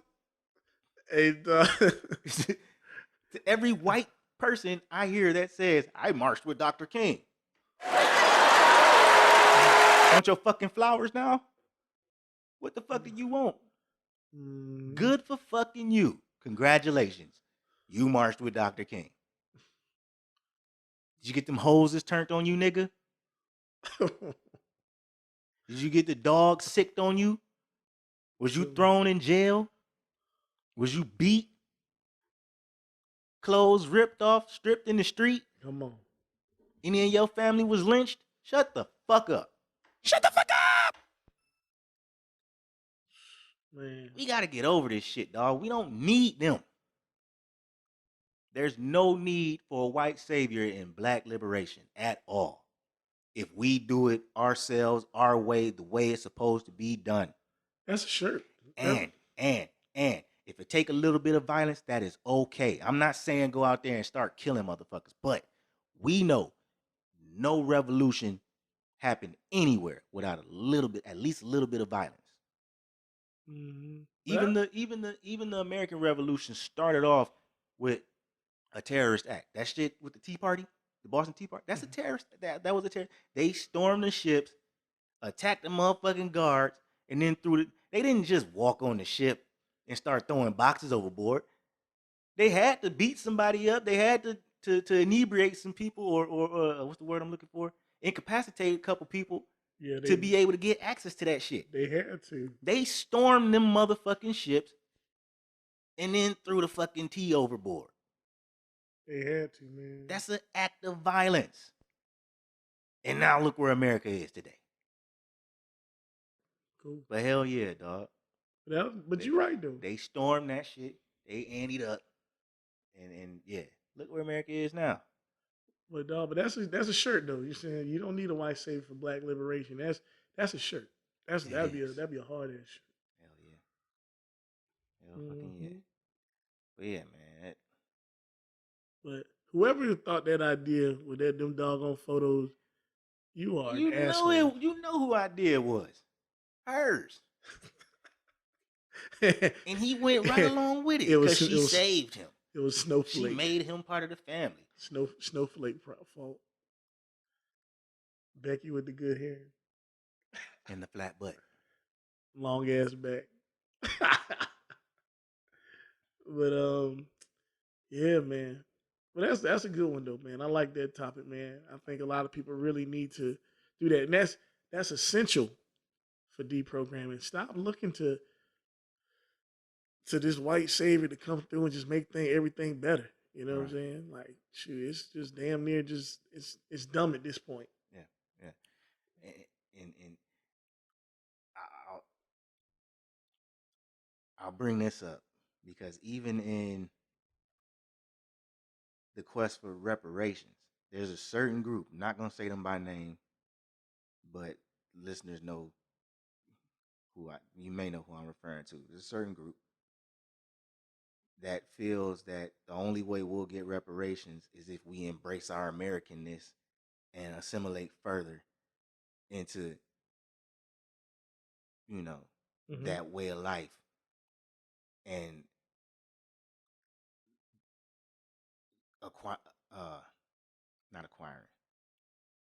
being awarded reparations is only going to come through politics and political allies with certain white people. Mm-hmm. I believe that statement couldn't be further from the truth.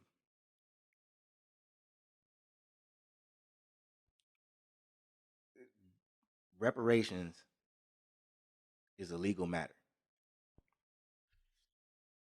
right? Mm-hmm. This is the shit I always bring up. If your job don't pay you, you're not going to the senator and you're not going to try to vote your way into getting your job to pay you. You're going to go to the courts, right? If you don't storm the damn job and act a motherfucking ass like I would. Don't pay me for my work and see how niggerish I can get. That part. But the smart thing to do is go through the courts. It's a legal matter. It's not a political matter. It's a legal matter. It is. And when shit can't get done legally, sometimes it has to be done by force. I'm not going to whisper that. Sometimes it has to be done by force. And that's all I'll say about that. Yes, sir. We don't need no white allies. A broken clock is twice at least once a day. I didn't say that right. All right, do it again.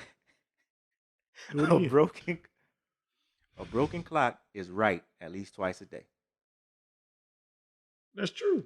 Candace Owens tweets about free COVID-19 vaccines and questions why other life-saving medicine and equipment is so costly. She got drugged for it, but we know who drug her. Who drug her? The black people pushing vaccines on the other black people. Nah, well, I get it, but the thing is, like I said, if it's free, medicine for diabetes should be free. Boom. Cancer, any kind of cancer treatment should be free. Boom. You know what I'm saying? Any type of, let's say for senior citizens, Alzheimer's, dementia, all that should be free. Free. Like the motherfucking it should be free. What's that tax service? Tax free? Tax something. Them commercials. Free. Yeah, man. All that shit should be free. It don't make no sense. Around here, losing your house, losing your home, paying all this money for x-rays and all this shit, $1,000 for x-rays in which they don't figure out shit. But they rush this vaccine in and want the entire country to be on to take the shot. To be on it. That's why I have a problem trusting that shit. And rightfully so. I don't trust it, and I took it. Yeah, and like I said, I said it when you told me, it's cool. That's cool. You had your reasons, and that's cool. But do I think it's right? Hell no, I don't think it's right that you got to take that shit, because think about this. When you read that paperwork and you see the different things they have on there, what they're trying to tell you is that we are absolving ourselves from all liability for you taking this vaccine. And if there are any kind of side effects, hey, sucks for you. That's basically what they're saying. If something happens to you terminally, still, they can't be held liable at all. Yeah. At all. Even as rare as these shits may be, if it happens, and I had this conversation with my niece, if it happens, you can't do a damn thing about it. Insurance be damned. Yeah. And on top of that, after you sign saying that you're going to take the thing, they say that they want to give your information out on this registry. That registry is for other, basically portfolios, documents, which shows which one is the most effective. You are literally a part of an experiment to see which one is the more effective. Boom. Either it's Pfizer or Moderna, like whichever one. Pfizer, Moderna, Johnson. Like, come on. And it tells you that it's not FDA another approved. One that's in like the testing phase, that they doing human testing right now.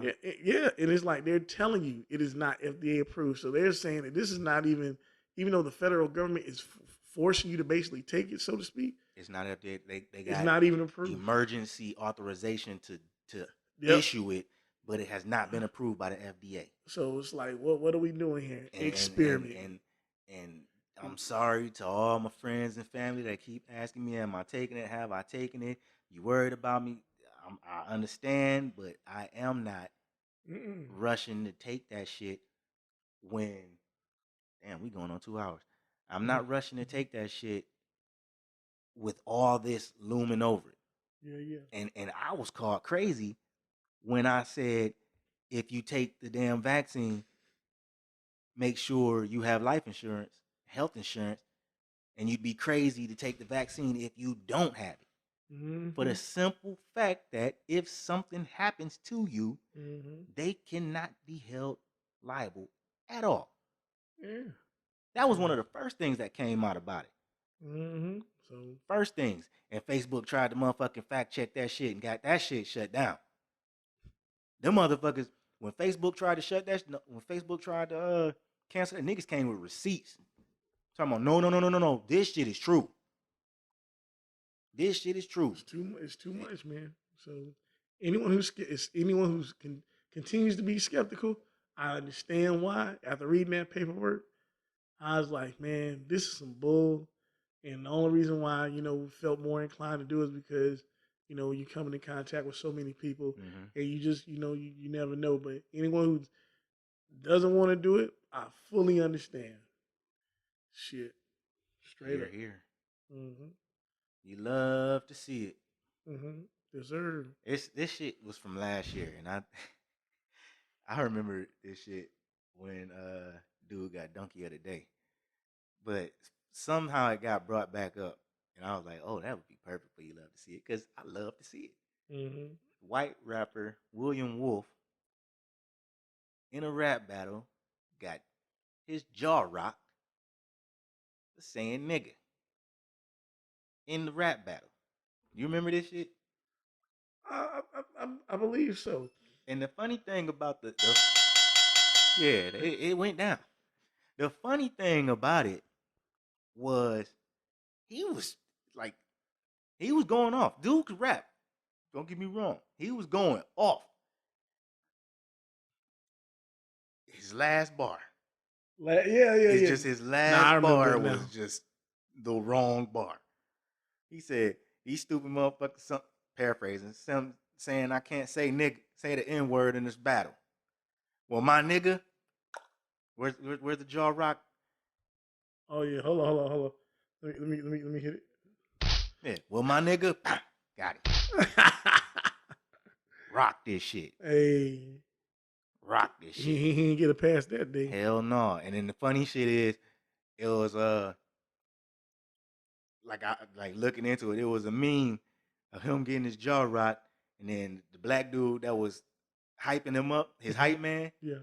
It was like, just because your black friend don't check you, don't mean somebody else won't. Yeah. White people, understand that. Listen, I know there are black people out there that allow you to say nigga in certain circles. I know that. If you've seen Gridlocked, you know that. Tupac and Tim Roth, you seen that? That shit, I love that movie. But the white dude said nigga all the time when he was with Tupac. They got around some niggas, though. He starts saying that shit. Tupac, you can't say that shit around. You know what I'm saying? Right. But listen, don't think because your black friends don't check you when you say nigga that you go out call somebody else nigga. The dude that got hit with the fucking hard lemonade can.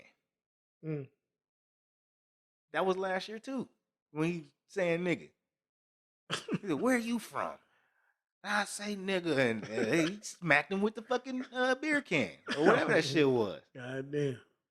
Rock this shit. Say nigga again.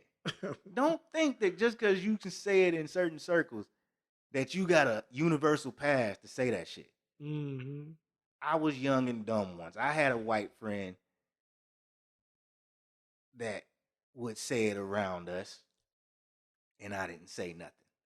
That's real. But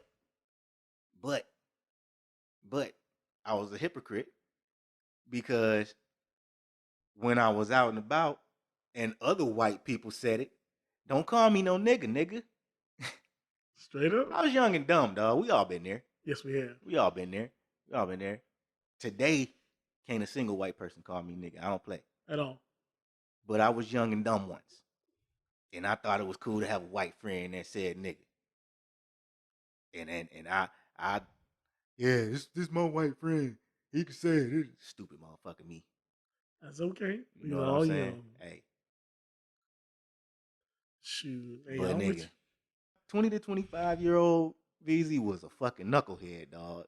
Yeah, Up to 30 even. Shit. Before I had my daughter, nigga, I was crazy. Yeah. And like I said, I'm nuts. You know, I did a whole bunch of crazy stuff. And I knew that, like, for instance, I had an instance where my uncle by marriage, dude, basically, he let the N-word slip. He was drinking. He's fucked up. And it was like, it was me and my younger cousins in the car. It was like, you basically letting this slip because, you know, what do we look like correcting you about saying it, even though you know you shouldn't say it. We were going to a club. And it's like, I know for a fact, you would not say this shit around my dad. Like, my dad would check you like real quick. Like, this shit would be ugly. Shit get ugly with the real Mr. You know what I'm saying, real quick. So, anyways, but you know, he was trying it because we were younger. So it was like, how we gonna correct you know, an older person like that? So, but I'm with you though. Just because we won't check you don't mean think because your black friend don't check you that somebody else was. Nah, I was saying, I told that story. Did I let that motherfucker say that shit to me around other black people that didn't know? No. No. And you chill. Chill. These niggas don't know you like that. Chill. Get your ass beat and get us in a riot in here trying to defend your silly ass. No. You will get your ass beaten. I will not be there to save you. Fuck that. I will not be your black savior today. I'm gonna tell you one thing I have never ever done was save the white person from getting their ass whooped for calling a black dude nigga that did not want to be called nigga. Not doing that. Not participating. Not once. Not ever. I might have condoned the foolery back in the younger, dumber phase. Definitely not now. But I ain't never, ever said, hey man, he ain't. Nah, he called you nigga and you said don't call him nigga, beat his ass. I wash my hands because I'm the same way. I don't know you, don't call me nigga. Hey. Don't call me nigga. How many? I've gotten in so many fights with white dudes who just refuse to not say the shit thinking that they was cool. Like, dog. You're not cool. I done fought them. I done fought they black friends. Been gotten arguments. Mm-hmm. I don't know you. Don't say it. That goes back to the fucking Dion shit. That's right. If I don't know you and I want you to address me a certain way, have the respect and decency. I don't care who you are, where you from, who you know. Yep. That's it. Don't call it to me. That's it. Put some respect on you. Right here in this space, chill the fuck out. When we depart, you can say nigga all you want to your black friend that lets you do it. Mm-hmm. And I hope as he gets older, he understands how ignorant That shit is. he is or was allowing a white person to say that shit to him. Mm-hmm. I can say I was ignorant as fuck back then. Ignorant as fuck. And I'm disappointed in myself for that shit, honestly. Because I allowed it. But today, shit ain't gonna fly. Right. Shit ain't gonna fly. Black owned business. How you like my clock, bro? Shit clean. Like my clock? Awesome. I just want to shout out my homeboy James Sanders. That's the black owned business feature. Created by James. Visit his Etsy shop. That's my dog. I inboxed him because he been doing his woodwork for a while. Mm-hmm. You know what I'm saying? Woodwork, art, he paints, a lot of shit. He real talented dude. He always been talented. Always been talented.